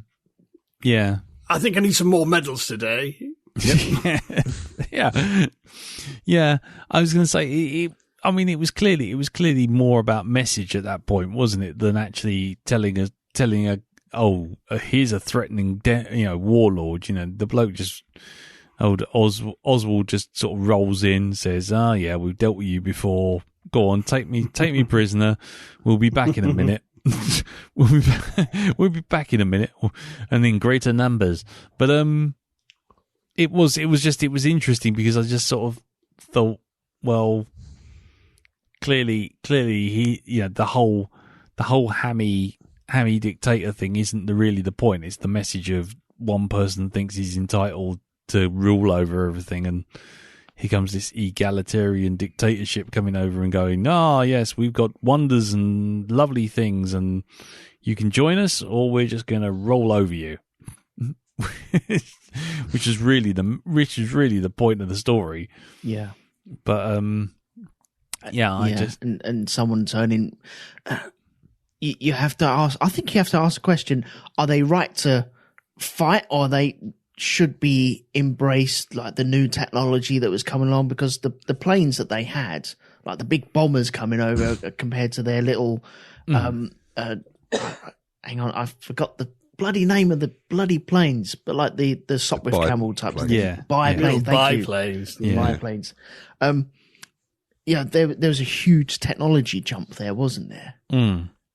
And it's should they embrace the technology? And it was someone who was vehemently, I can't say that vehemently, thank you, against upgrading their technology because other people were over there. Yeah, it was that whole fear of the other, wasn't it? But wanting to have superiority against them, even though there'd been no fighting for how many years or something? They said they hadn't found anyone or hadn't fought anyone for X amount of years. Well, it's something like on the village notice boards. Kind of where it says, after our victory against the hill people. Yeah. It's kind of like, the original war they were fighting against the enemy in Europe has been long forgotten, and now they're just squabbling with anyone who come over the hill, literally. Yeah, yeah, exactly. There was that whole thing of like, we've conquered the flower pots of the flower pots of the garden next door. It's like it was all a bit. Was it Arc B of Magrathea? Was it? Is it not the Magrathians? What was it? Golgafringians from Hitchhiker's Guide. It's all a bit Arc B. I can't remember that. Those are the guys who the planet in Hitchhiker's Guide, the TV show, and in the book. The Golgafringians are a race who decide that the best thing for their race is to fake a global catastrophe and then make a big spaceship ark and then stick all the middle managers and accountants and telephone cleaners and people who are just generally getting jobs for getting jobs' sake, and then sticking them all on a ship and then just firing them off into space for their own safety. For their own safety. Yeah. Well, no, they think they're the vanguard of it. They think they're the vanguard of the whole species, but the whole species didn't bother to come along. Gotcha. They just sent them all off, saying that Arc B and Arc A and Arc C will be along in a minute. Just sent them off without any, and they had no technical knowledge, so they just had to sit in the ship until it hit a planet. We're programmed to crash on it. That's it. I remember now. Crash on it. That's it. It was programmed to crash. So yeah, it all felt a bit. Yeah, it felt all a bit Golgafringian. They were all just sitting in their little fiefdom, fighting anything and everything, thinking that they're the be all end all as well. Yeah, exactly. Yeah, but absolutely not. Well, the thing is, what I picked up, especially watching the second time, is that kind of he's the warlord there because he's the man who says anyone who's got the wandering sickness, just shoot them. Yeah, and that is the entire basis of his regime. Was that one moment? Yeah, just shoot him, damn it, shoot him. But it's interesting. See, he is like Tin Pot Dictator. His costumes get more elaborate the more he realises what a threat the aviator is. And he's from a bigger and better world. That's kind of like, I want no part of this. Yeah, this is rocking my boat. I had it pretty good here, you bastard. Yeah. Don't come in here with all your fancy tech and information and knowledge and facts and shit. The wandering syndrome thing, was that like a zombie thing, or was that explained? As far as I was concerned, it was never explained, but I got a vibe it was some kind of zombie type thing. Well, it was a biological weapon. Yeah. Because when it was first announced, it's something that comes down in the enemy bombs, and they say to avoid the bomb sites because it's contaminated with what they later call the wandering sickness. Yeah. So it was like a biological weapon gone wrong. And essentially it is kind of great. There's a lot of scenes. This is kind of in this middle section. Is kind of this is the great granddaddy of post-apocalypse movies. From the mad dictator in an outrageous costume who's thick as two short planks and he's just relying on bullying everybody, to the Walking Dead and everyone just hunkering down in a really crap feudal society. Could that be a comment? Do you think that was a prediction of today's society where we all walk around with our faces in our phones? Yeah, I was going to say it's not so much the faces in the phones, but it was again that whole thing. I think, which I hate. I hate to just say he predicted it. He was the only one to predict it, but it's that whole thing of people only believing what one guy says because he's got the bigger hat. Yeah, it's that thing, isn't it? It's that sort of like, he's the boss. He must know everything. Why? Because he's got a bigger hat. Because he's got a big red bus behind him and it says it on it. Yeah, he's Ralph Richardson. Yes, exactly. Yeah, yeah. It says it on a bus. It must be true. Who would put some lies on the side of a bus? That would just be foolish. The thing is, there's lots of things in this that just kind of, I say, it's the little things that are even more on the nose. Because Ralph Richardson's Dictator's going, who needs books polluting your mind with strange ideas and confusing you? We're better off without them. Which is, kissing cousins to Michael Gove. The public are sick of experts. Yes, exactly. And the whole current kind of, why should I listen to this person with 30 years experience when Barry on the internet, who I don't know from Adam, said this. Yeah. My mum's friend down the shop who had a haircut, her hairdresser said this. Yeah. She's in a group that she got invited to by her neighbour. Yes. Yeah. Well, the you might have a Nobel Peace Prize, but Karen on Facebook said. Yeah. Yeah. But no. Which is quite interesting because the whole thing around Ralph Richardson's thing is that, you don't want knowledge and you don't want science and you don't want technology and you don't want information. And yet he wants someone who's clever enough to fix the airplanes. Yes. Well, isn't that a big thing, really, about not reading books and stuff like that? Is because for a person who wants absolute control, absolute unquestioning control from his populace, education is a bad thing. Yeah. Maybe that's I don't know if that was. Well, no. I think Wells's beliefs. I think you're right. It's that thing of which Wells really kind of dwells on in a lot of films. Freedom is ignorance. Ignorance. Well, we're seeing that at the minute. Not mentioning the names of any countries that have just kind of blocked Facebook, so that its populace doesn't actually see what's going on outside its borders and stuff. Yeah. What's happening there? Yeah, what was it? Is it? I can't remember the bloody quote now from 1984. Alden, yeah. Yeah, isn't it? Yeah, there you go. Freedom is slavery. Freedom is slavery and slavery is freedom. Because a man is subjected to the danger of free will. What's that thing that Loki says?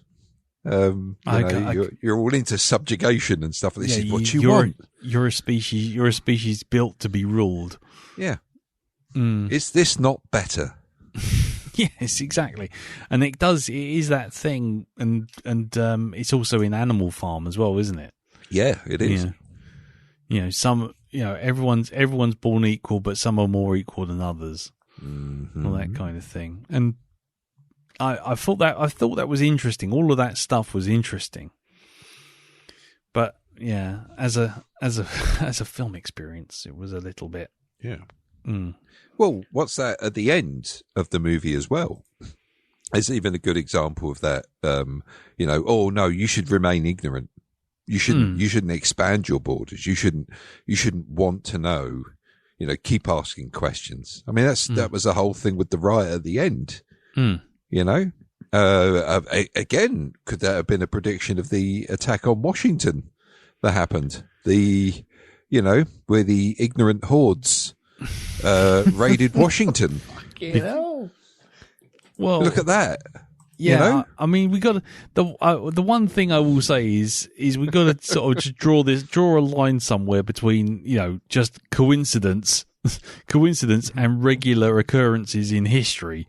But it's kind of history proving the point of Wells's writing. When you think about the thing it, I find really well, the thing is what he really got right in this film. I thought was most on the nose was Cedric Hardwicke's character, who's the guy in the future who goes, well, what is progress? What if I don't like it? Shouldn't I be heard? And in the future, he has like a prediction of social media, a platform where he can get up, spout his nonsense, and suddenly all these other mouth breathers go, I'll go along with him. Yeah. Yeah. And it is the language he used, it was textbook Farage. Going back about the good old days, he doesn't even remember how great it was when everything was shit. Yeah. Yeah. Life was more interesting. Yeah, the Blitz spirit and all that kind of stuff. Yeah, yeah. I was born 30 years after the events I'm yearning for. But what the fuck? Let's do it. Tear down the state. Why? Because I'm bored of I'm bored of chiseling this rock. I wasn't actually compos mentis during that time, but I'll say it was the best time I've ever had. Yes. But the fact it says is, there's millions of voices. Why shouldn't mine be heard? And that's the crux of it. It's not about anything he really believes in. Yeah. No. It's just this passing idea. Just, I want to say that because I can. Yes. And it's classic. You know what? We are riddled with dozens of what they call bad faith actors, people who spout opinions because it gets them attention and money. Yep. And they're incredibly toxic and have caused untold damage to the fabric of our civilization because we haven't done the sensible thing, which is just shoot these cunts. Wow. Sorry, wrong meeting.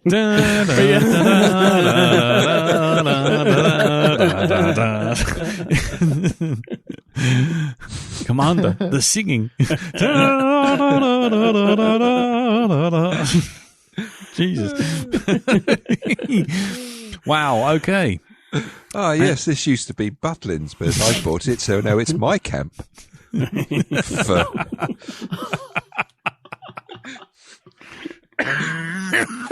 Wow. Okay. Yes. So join us next week for the Black Dog invasion of of Bromley Town Centre's 5 guys in Bromley Town Centre. No. What's that phrase? I only want a little piece of France, a little piece of Denmark, a little piece of England. Yeah. But anyway, yes, no, I agree. With the social media thing, the one also thing I was going to say, which was kind of interesting on that, was that the newer version of what's his name, I can't remember his name again, Cabal. You know, his grandson is sitting there as the ruler, the de facto ruler, as if he sort of rose up through the ranks, but you get no indication of that. But the thing is, he lets that message get out and just thinks that by talking reason to a mob, they'll just stand down. That's what I thought was rather interesting, because it was that whole thing of, as you say, Jim, you know, there's someone going, "Oh, I deserve to be heard because I'm special," and it's like, well, you're not really. You're just a bored sculptor who's able to be bored and a sculptor by the fact of the stuff that you now apparently don't want. Yes, but he's one of those freedom of speech people who don't realise that you might have freedom of speech, but it's not freedom from consequence. Yeah. Well, that's the thing. I mean, ideally, you jump forward another 10 years from this film after they've quote unquote smashed the state, and then have the same person going, "I remember when we used to have electric light bulbs," you know, while sitting there trying to barter his sculptures for a tin of beans. You know, it's just like, oh God, I've got that Doctor Who speech Go in on. my head. Peter Capaldi's one. So when you've got this world, this perfect world of yours, and you've dealt with all the troublemakers, or you've dealt with all the insurrectionists, what are you going to do with people like you, the troublemakers? Yeah, that's right. I love that. It's such Yeah. a great speech. It is a fantastic speech from the Zygon invasion, wasn't it? Yeah, Yeah, just such a great. trying to get you to listen, and I've almost done it. Yeah, I'm almost there. You can almost see it. Listening is just another word for changing your mind. Oh, don't start me on that. That was my go-to speech the other week when I just got sick of everyone being an armchair general. Yep. Yeah. I've completely derailed my thread now. I don't know where I am. I've got grief for that. Yeah. The creator of the space gun, Oh, yes. was it Elon Musk? Have you literally been sitting on that for about the last 10 minutes? I thought that yesterday. Oh, you thought that yesterday? Elon Musk it. God, everyone's getting in on this fucking dad joke business. It's not fair. Have you seen the fucking big bag of gunpowder they have to pour down the end of it? I'm In the raving world. I am going to be quite honest with you. I did laugh at that. I mean, you know, talk about like, you know, how prophetic the movie was, but it's that thing with the gun. Oh, the moon's almost in line. We'll shoot the bullet at it. It's just like, what? You're going to what now? Oh, it's a typical H.G. Wells thing, though, isn't it? I mean, things that get launched into space have to go in a big gun. It happens in War of the Worlds with the Martians. They have a big gun. In Jules Verne as well. That was kind yeah. of, but to be honest, our own moon landing rockets were just really firing the bullet without the barrel. Yeah, but they did have one thing, which was the ability to steer. This thing was getting shot in a straight line straight at the moon. Whoopsie, miscalculated. Yes, but you got to remember progress. Yes. Oh, yeah. It doesn't matter if they crash or just hurtle off into the void; they'll still be making progress. And that's what's important. Exactly, yeah. Well, the people on the ground, left on the ground, looking at the wonder of what they've created with the people going off into space, and point at them and going, there they are, the magical people that are going to go off into far distance and come back in years to come. Whereas you pan to a shot of the people on the bullet and they're just squished at the back of the thing going, Here comes the moon. There's the moon. There goes the moon. Oh, bollocks. Well, next stop, Mars. We hope. Yeah. All you heard was, I've made a terrible mistake. Now we're shutting the doors on you. If you've got anything to say it now, because once we've shut the doors, there'll be no telling us anything. Yeah. You're okay? Yeah, I'm fine. Then, oh, all right. Good donk. It's a fucking big train sketch. Yeah. Oh, hold on. Yeah. But anyway, I mean, the one thing I will say about the special effects, which came up, I was talking about the film to Andy this morning, Andy Palastidis of the Derelict, and he said something which I agree with, which is these effects were very good for the time, but they were 10 years older or 10 years more modern than Metropolis, and there are bits in Metropolis that I think still supersede this. Does anyone agree with that? Because Andy mentioned it, and I kind of agree with him that there was clearly things that were being ideas and practical effects that were being done that were just a sort of evolution from Metropolis. But then there was also bits which were, shall we say, not quite as accomplished. I think that's fair, but I think Things to Come was reaching a bit further, though. Metropolis is just showing you a future city and a robot. Yes. That's fair. Whereas this, they're showing you huge machines excavating the earth, a rocket ship, an air war. They were pushing the envelope, you know what I mean? They were doing really difficult stuff. I think on a term of like accomplishment and success, Metropolis does win, but they were doing a lot less. Yeah, and to be quite honest, their story was a lot more nonsense. Well, but it's one of those things. I think this kind of when I was watching it a second time, I was thinking actually a lot of the actual sort of designs of the future were actually ahead of their time from the kind of stuff you'd see. I mean, at this time, science fiction was only just coming into being coined as a term and as an idea. Yeah. It's still generally called scientific romances, is what they called the work of Wells and Verne and the like. Yeah. And the actual kind of the design and the vision, especially in the far future section, I think, the rest of science fiction didn't catch up with that until kind of into the 50s, even in the 60s, to be honest. The kind of aesthetics of like the future city. I mean, because when you see like the huge underground future city, it really reminded me of like the kind of city you see in 70s sci-fi, like in Logan's Run. Yes. That kind of pristine and white. It's a good few decades from Golden Age sci-fi, which was still like, big rocket ships sweating rivets a la Flash Gordon. Yeah. No, I totally agree. Logan's Run was the thing that leapt to my mind when you see that city. When you see that city under the mountain. And I thought, I've seen this before. Hang on. Yes, it does. It looks like was it Brentford Shopping Centre? It looks like, was it? There was Stratford. What's the Stratford one? Westfields. Westfield, that's it. Yeah, Westfield Shopping Centre, but science fiction, which is exactly Logan's Run. But that was pretty impressive. I mean, the design work stuff is all very good. I mean, I liked all of that.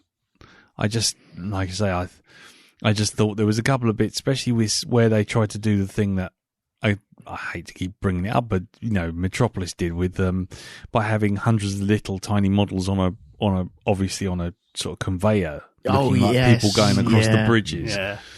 And there was a couple of there's a couple of times they tried that here, and it looked exactly like it was, which is a bunch of matchsticks being pulled on a string. That didn't work. No.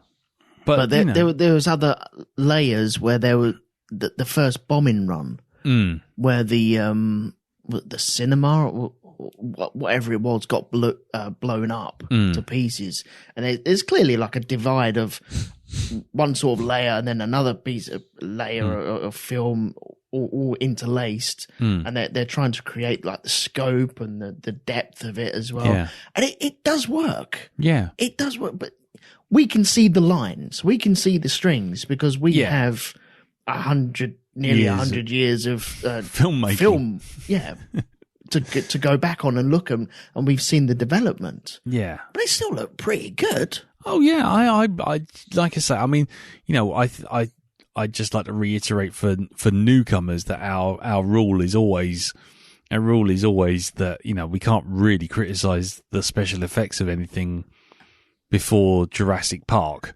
Yeah. If you anything after Jurassic Park, anything after 1993 is fair game for special effects criticism. Anything before that has to be either compared to something of the same era, and that's about it. So you can't really just sort of sit there and go, "Oh, it's not as good as Star Wars," because of course it fucking isn't. Or it doesn't look anything like Blade Runner 2049. Well, of course it bloody wouldn't be. So yeah, we can't do that. But yeah, I mean, comparing it to Metropolis, I think is kind of fair game. Overall, though, I mean, going back to my original criticism of the film, because I mean, I liked the ideas of it, but were you guys actually entertained by the movie? I think I was, yes. Not to the standard of movies made in 2022, but I think it's a good reflection piece where we can look back and say, look how far we've come, and look, we're in the similar sort of predicament that you were in when you were making this. Yeah. So things don't change, do they? Isn't that great?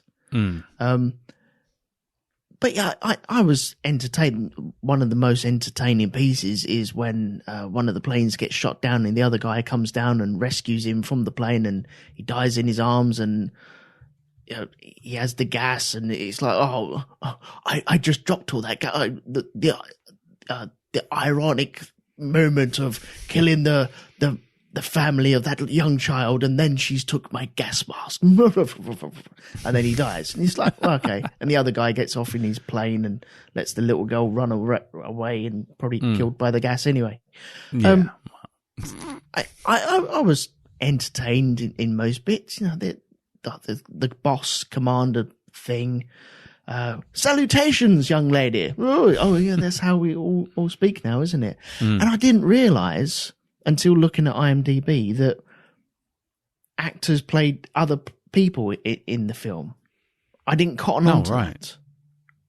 I thought it might be a thing because the cast isn't that huge.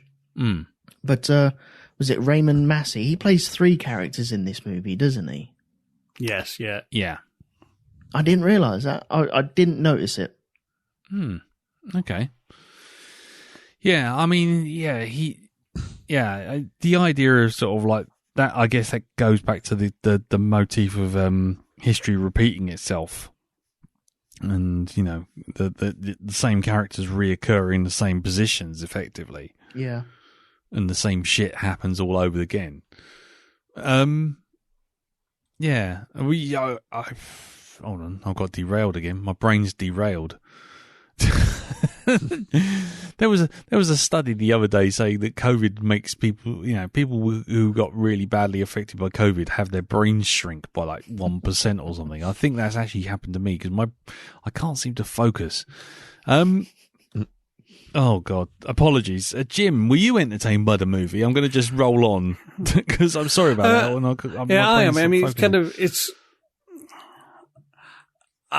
a kind of film and a kind of story you don't see very often these days made anymore. Because now we have to have people we like and we want today, and we have to give hug and kiss them all the time. And you know, you can't possibly have something about ideas because the mouth breathers will get upset. But you know what I mean? It's kind of, it's not a film with like thrills and spills or a tense plot, but it is an idea of kind of, the first time I was watching it, I kind of had no idea where it was going to go. And it's kind of, okay, right, what? And then, right, into alternative future. And then as it goes on, you realize it's not about predicting the future. It's about making observations of how people probably aren't going to change. And certainly I think watching it the second time, I enjoyed it. Well, I enjoyed it more. I got even more out of it, shall I say, but because I kind of knowing the shape of the story, and I spotted this time the characters appearing in different roles in the different ages.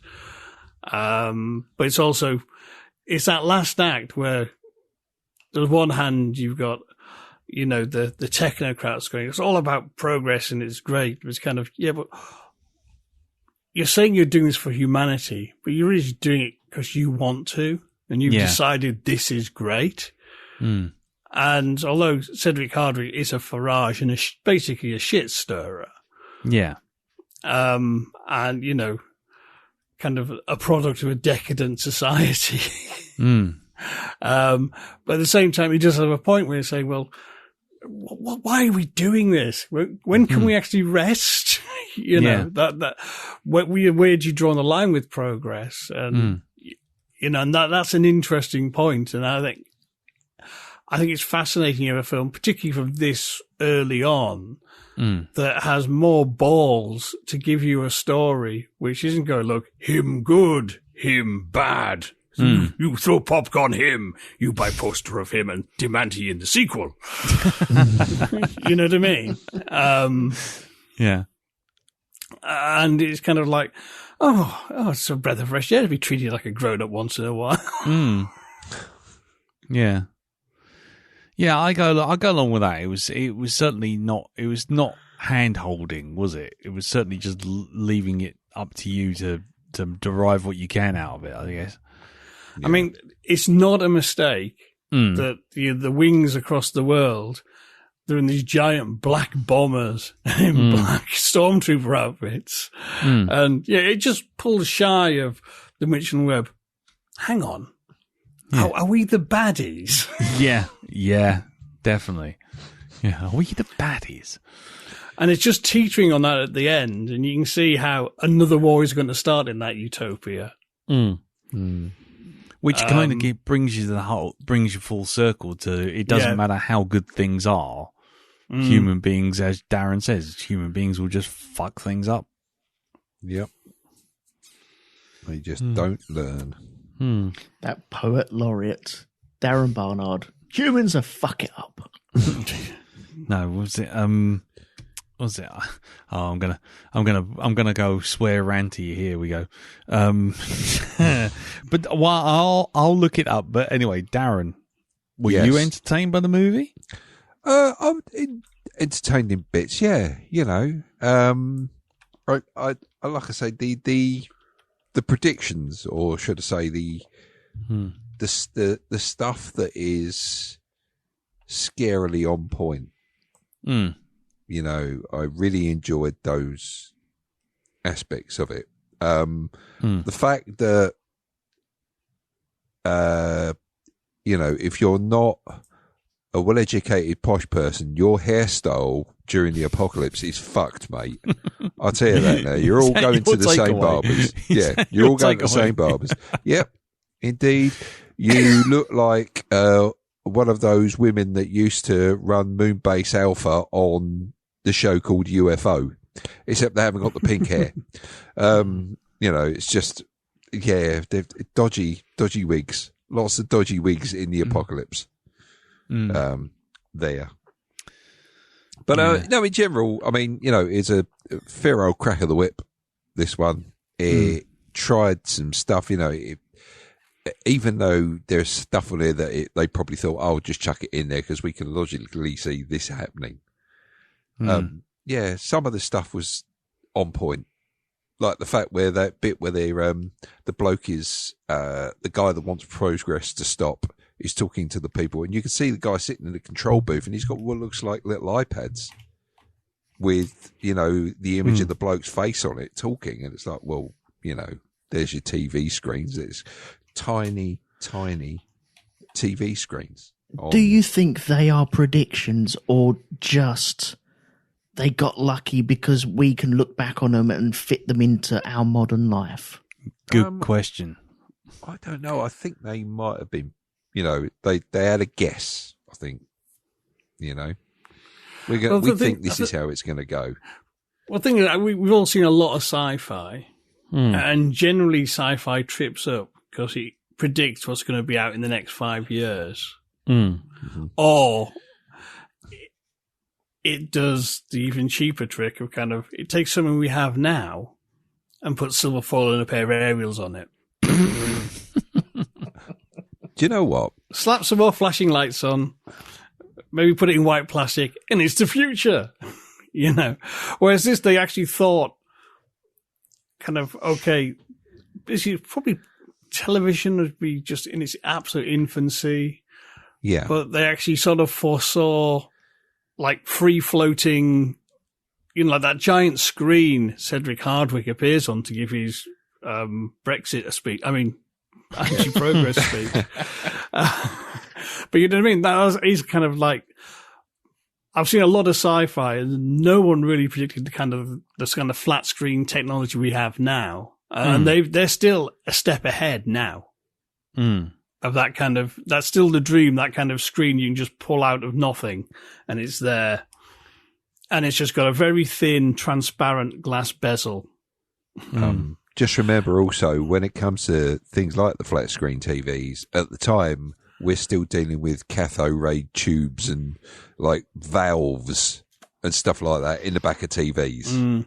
I mean, I remember my granddad working on televisions with fucking valves in them before the event of, you know, like the transistors and stuff like this, and, you know, microchips really coming into play and getting rid of all that stuff. So for them to make that leap.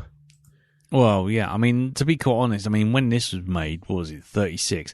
I mean, televisions as a concept has only been around for about like 10 and 12 years or minutes. Something. Yeah. Well, so I guess they were still in a position of being able to sort of like predict, oh, well, it'll be bigger and lighter, and, you know, it's that whole thing of when you look at your technology, you go, well, okay, how can you improve it if there was no limit?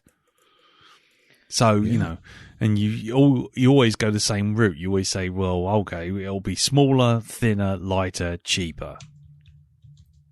Or if something is necessarily better if it's bigger, you go the other way. It's bigger, thinner, lighter, cheaper. How would our leaders address us? Yeah, that could have been a question. What do you mean? Well, with the big screen coming down and all the minions just stopping and looking at the big talky man on the screen, it could have been the question of, well, how would our leaders in the future address us? This could be a possible way of doing it. Yeah. But then, you know, I guess the thing is, it's kind of one of those things where, you know, for every bit they get right, there's always bits where they get it wrong, and that's why.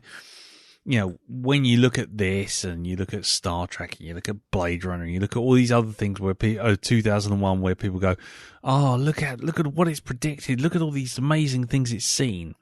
My question always comes back to, well, how much of it's prediction based on sort of like forward future thinking, and how much of it is looking back on technology that's already happened and going, well, let's just do that to everything else.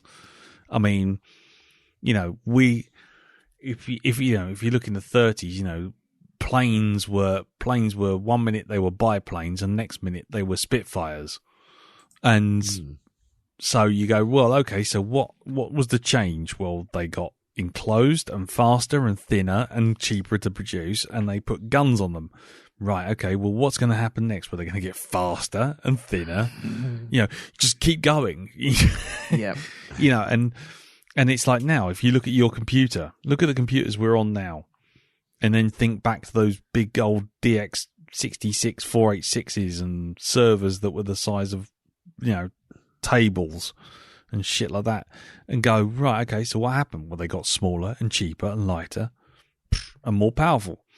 You know, and what else has happened? Well, you know, financial crashes and public dissent equals eventual, you know, war for resources.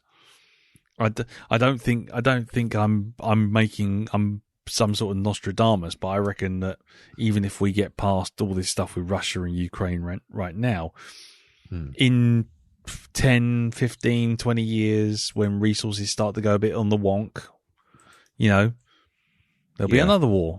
There'll be a bigger war.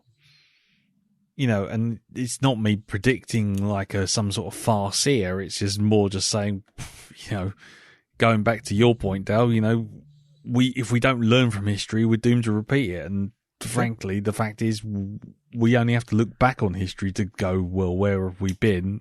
And it's always happened, and we'll go that way, go forward. And, you know, look at our phones. Our phones have got thinner and more powerful and more connected. And it's going to get to the point where they're, you know, they aren't really a phone anymore. It's just going to be your communication device. You know, not even a watch. It's not, you know, it's going to be just, I don't know, glove or subdermal thing, you know. But you know, it's more just a sort of. I'm always a little wary of sort of heaping praise on any media, whether it's like that or Star Trek or anything like that, and going, oh, look what they could predicted. Well, yeah, but you know, your average Joe's got as much chance of predicting some of this stuff if you just ask them to sit down and think about one thing for 5 minutes, and well, where would it go? How would it get better? What, you know. How will you improve a cup? Well, you can have it make things hot without having to put it into the microwave. Okay, cool. There you go. The future. And then someone will come along and make a induction cup that when you put it on the table, it'll heat your cup up. Yay! Prediction. Future. That's not to diminish the things that are in this film and how much they do predict. It's just I always get a little wary when we just go, oh, and did they not think of the internet? Or, oh, did they not predict? You know, you can get the danger is you can get too carried away with some of these things. Yeah. This predicted that and this predicted that. I guess time's running on. So before, I guess we should wrap it up really. But has anyone got any last thoughts they want to bring out about this movie? Anything they want to bring up that I haven't sort of like run roughshod over by asking a stupid, blatantly obvious question with a blatantly obvious answer? No, I think I've covered what I wanted to cover. Yeah, Jim? Yeah, same here. I just want to ask Elton, as the aviation buff. Oh, yeah. Oh, bloody hell. How did you rate the Wings Across the World, like, improved flying designs? Yeah.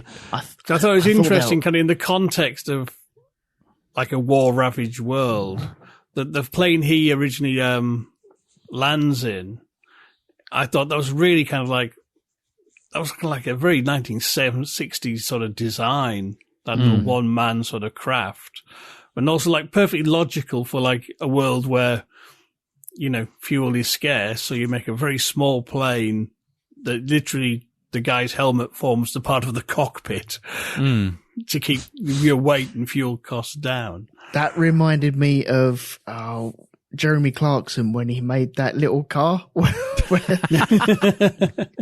the actual crash structure is his helmet as well. Are you telling me that Things to Come predicted a Top Gear car challenge? I think it may have, yes.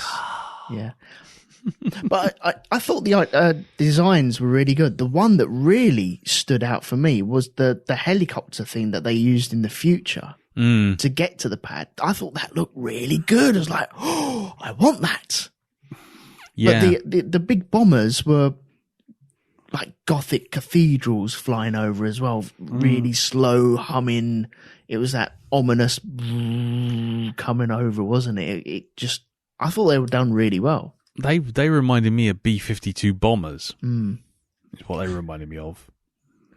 Which if again, I know I've just been saying, oh, don't credit with predicting too much, but that, you know, a thing that wasn't built for another 20 years, you know.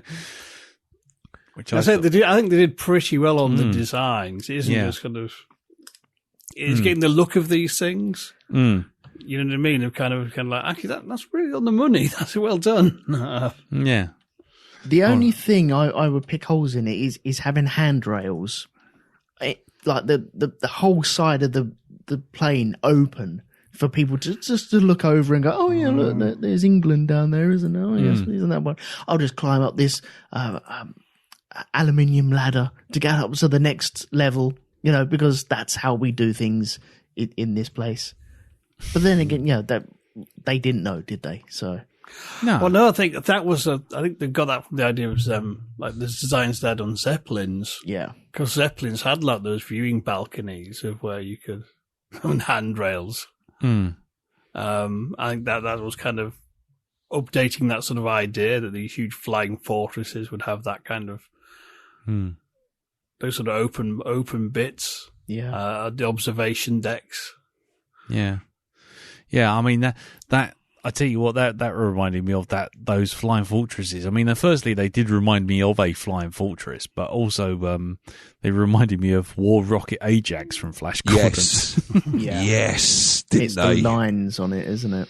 Dispatch It's also War Rocket Ajax to bring back my shopping. yeah. Yes. But it was also the big sort of like the big multi-windowed front canopy cockpit area, you know, where it's like clearly like two floors inside the thing. They've made up a big canopy, but they've made it up out of hundreds of little windows. Yeah. But going back to your helicopter thing, when you get a second, look up the Springwise autonomous cargo helicopter by Kawasaki. Which is actually a little mobile helicopter drone delivery system. And have a look at that and tell me if that doesn't look very familiar, because they're trying it now. Hang on a second. The K Racer X1 it's called. There you go. K Racer, yeah. Yeah, K-Racer X1.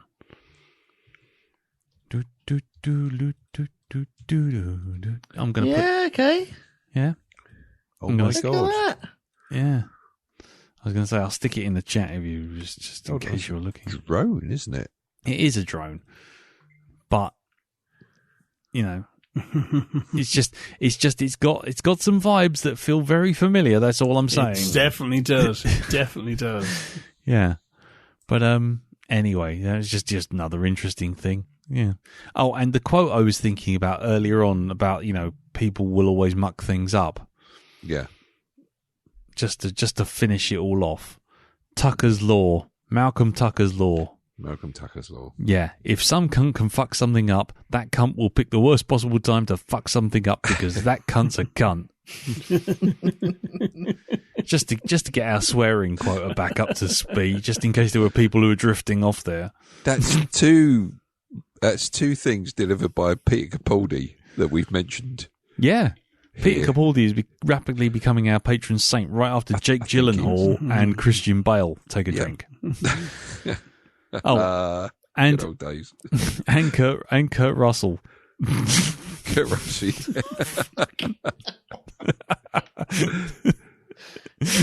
Yeah. Kurt Russell Crowe. Anyway. God damn it. Can we just forget that, please? No, never. We're going to be milking that until it squeaks, I tell you. Anyway, right, okay, I think we're going to wrap it up there unless anyone's got anything major left to add. No. Cool, okay then. Well, in which case, let's wrap it up by just saying I think this is a fascinating movie, if not necessarily an entertaining one, an interesting movie. And I definitely recommend anyone with even the remotest passing interest for science fiction should at least look at it, because it's certainly, you can certainly see where a lot of stuff starts from. And it's a very interesting film, if it's not necessarily the most entertaining movie. It's more just for curio's sake in my case. But I'm really glad I've seen it. I really am glad I've seen it. So thank you for that, Jim. My pleasure. Yep. Cool. Right. Well, it's time to wrap it up. And before we do that, we have to find out what Darren's picked. So, okay. Darren, what are we watching next week? Next week, we're watching a film that only appeared on Netflix a few weeks ago. Mm-hmm. It's one that I've been waiting to see, me and Ree. Mm-hmm. In fact, she was the one that brought my attention to it to begin with. So the film we are going to see is called The Hunt. The Hunt. The Hunt. And I'll just read out the synopsis that it's got here. In this dark horror satire, wealthy elites hunt innocent, ordinary citizens for sport until one of them turns the tables on their pursuers. Right. So, yeah, there you go. The Hunt. And this is on Netflix. Okie dokie. The Hunt. The Hunt. I think there's only one film called The Hunt, but just look out for the one that's got Hilary Swank in it. Hilary Swank? Okay. Hilary Swank. Yep, she's in it. Let's see. Anybody else? Don't look at the writers. No. Honestly, don't look at the writers. Oh, no. Don't look at the writers. No. What? No, don't look at the writers.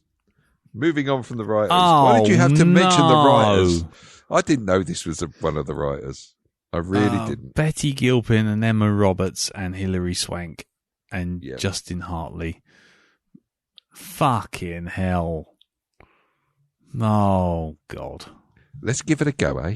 Yeah. Let's give it a go. Yeah. Never seen it. No, me neither. No, I haven't seen it. Jim, have you seen this? Nope. I haven't heard of it, though. Okie dokie. Wasn't this the film that was delayed because there was like a mass shooting or something just when it was about to come out? I think there was. Yeah.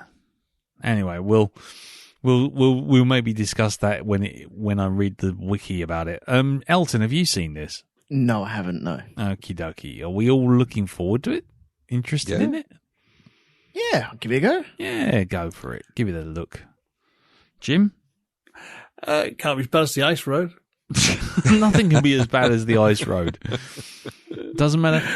even as stilted as the acting is in shape of in Things to Come, it can't be. It is nowhere near as bad as The Ice Road, which literally made me want to just go into a machine and just stick my head in a wood chipper. Just so fucking awful. Yeah, let's never do The Ice Road. Maybe pull the pin on that on the last ever episode that we ever do ever.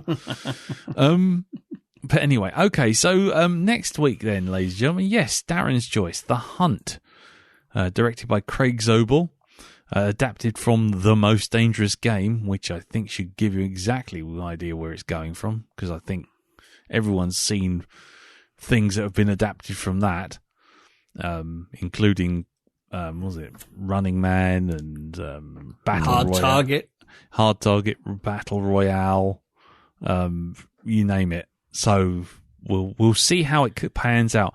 And of course, just for those of you who aren't following along on Wiki, it was written by Nick Cuse and Damon Lindelof. Oh, the patron saint of the Black Dog. No. Patron Satan. It's along with Paul W.S. Anderson. Yeah, Paul W.S. Anderson, Michael Cera. I'm waiting for those two to get together to make a film. God, fuck's sake. Yep. So let's look out for how many plot threads go nowhere, how many things are alluded to that never really happen, and how many things sound more interesting until they actually do happen and it turns out they don't matter. So we'll look forward to all of that. Next week. He's making out as he goes along. He's making out. There's no plot. There's just a bit of a general draft, and he's just called it a day. Anyway. Yeah, who you calling no plot? Yeah. Well, you haven't got a plot, have you? You say that one more time, I'll take you to fucking cleaners. Yeah. If you tell me I've got no plot one more time, I will strike you so hard. Oh, it's the black goo. Blessed is the black goo. Oh, I'm so glad because it's a hell of a time. Anyway. Yeah. Anyway, so looking forward to that one. So you can find that on Netflix, and we shall review it next week. If anyone's got any thoughts on that or things to come, then do let us know at the usual channels. On the Facebook group, facebook.com/group/Black Dog Podcast, Twitter, Black Dog Podcast, and feedback, which is feedback@blackdogpodcast.com. But now, before we wrap it all up, time to head over to Pimping Corner, and we ask Jim what is going on Hypnagoria Land. This week on Commentary Club, we're doing another episode of Blackadder Goes Forth. Major Star, which features the gorgeous Georgina, which ties in nicely to our last main episode, which was Some Like It Hot, and our forthcoming episode on the Rocky Horror Picture Show. Somehow we're doing a cross-dressing month, not sure how that happened. Meanwhile, on the main show, I did a little review of a film called The Girl on the Third Floor, which you can find on Netflix, which is a very interesting little horror film. And, well, throat infection permitting, this week I'll be kicking off a series to celebrate the centenary of Nosferatu. Ooh, nice. Cool. Okie dokie. And that's all over at hypnagoria.com. It is indeed. Lovely, lovely, lovely. And over at rogue2media.com, what have we got? I've got nothing to promote because I've been feeling poorly, so I haven't done anything. So, but I will be recording an episode of Shonky Lab this week. I doubt it'll be live, but yeah. Nobody got time for that. No. Don't blame me. I'll try that again at a later date. Yep. I had it working so well a couple of years ago, and now it's just not. It's like, fucking hell. Just give it time. Give it time. Yeah. Cool. But, we can find all your old episodes over at rogue2media.com, yes? Yes, and while you're searching for all that sort of stuff, why not pop over to Apple Podcasts /iTunes and give the Black Dog Podcast a rate and review, please. That would be great. That's very kind of you. That's very kind of you. Well, nothing for me to promote really, apart from my waffling and Jim's waffling and Elton's waffling on the Great Derelict episode, which was the jukebox episode, called Interlude 1, which was a musical episode all about science fiction music, which you can find over at thegreatderelict.libsyn.com and also on iTunes. But otherwise, here I am. This is it. This is me waiting for me Wacom whack off tablet to be donated by some generous person with £2,000 to spare, and and obviously a whole roll of tracing paper. Anyway, right, that went down well, didn't it? Right, that joke's died on its arse over the course of the entire episode. Right, so thank you very much, everyone, for listening. Thank you, Jim. Thank you, Darren. Thank you, Elton. No problem. And we shall see you all next week for The Hunt. Until then, take care, stay safe, and tatty bye. Bye-bye. Bye-bye. Ta-da. There's a voice that keeps on calling me. Down the road, it's where I'll always be. Every stop I make a new friend. Can't stay for long, just turn around and I'm gone again. Maybe tomorrow I'll want to settle down. Until tomorrow, I'll just keep moving on. Get out of the booth, Jack. No, I like it in here.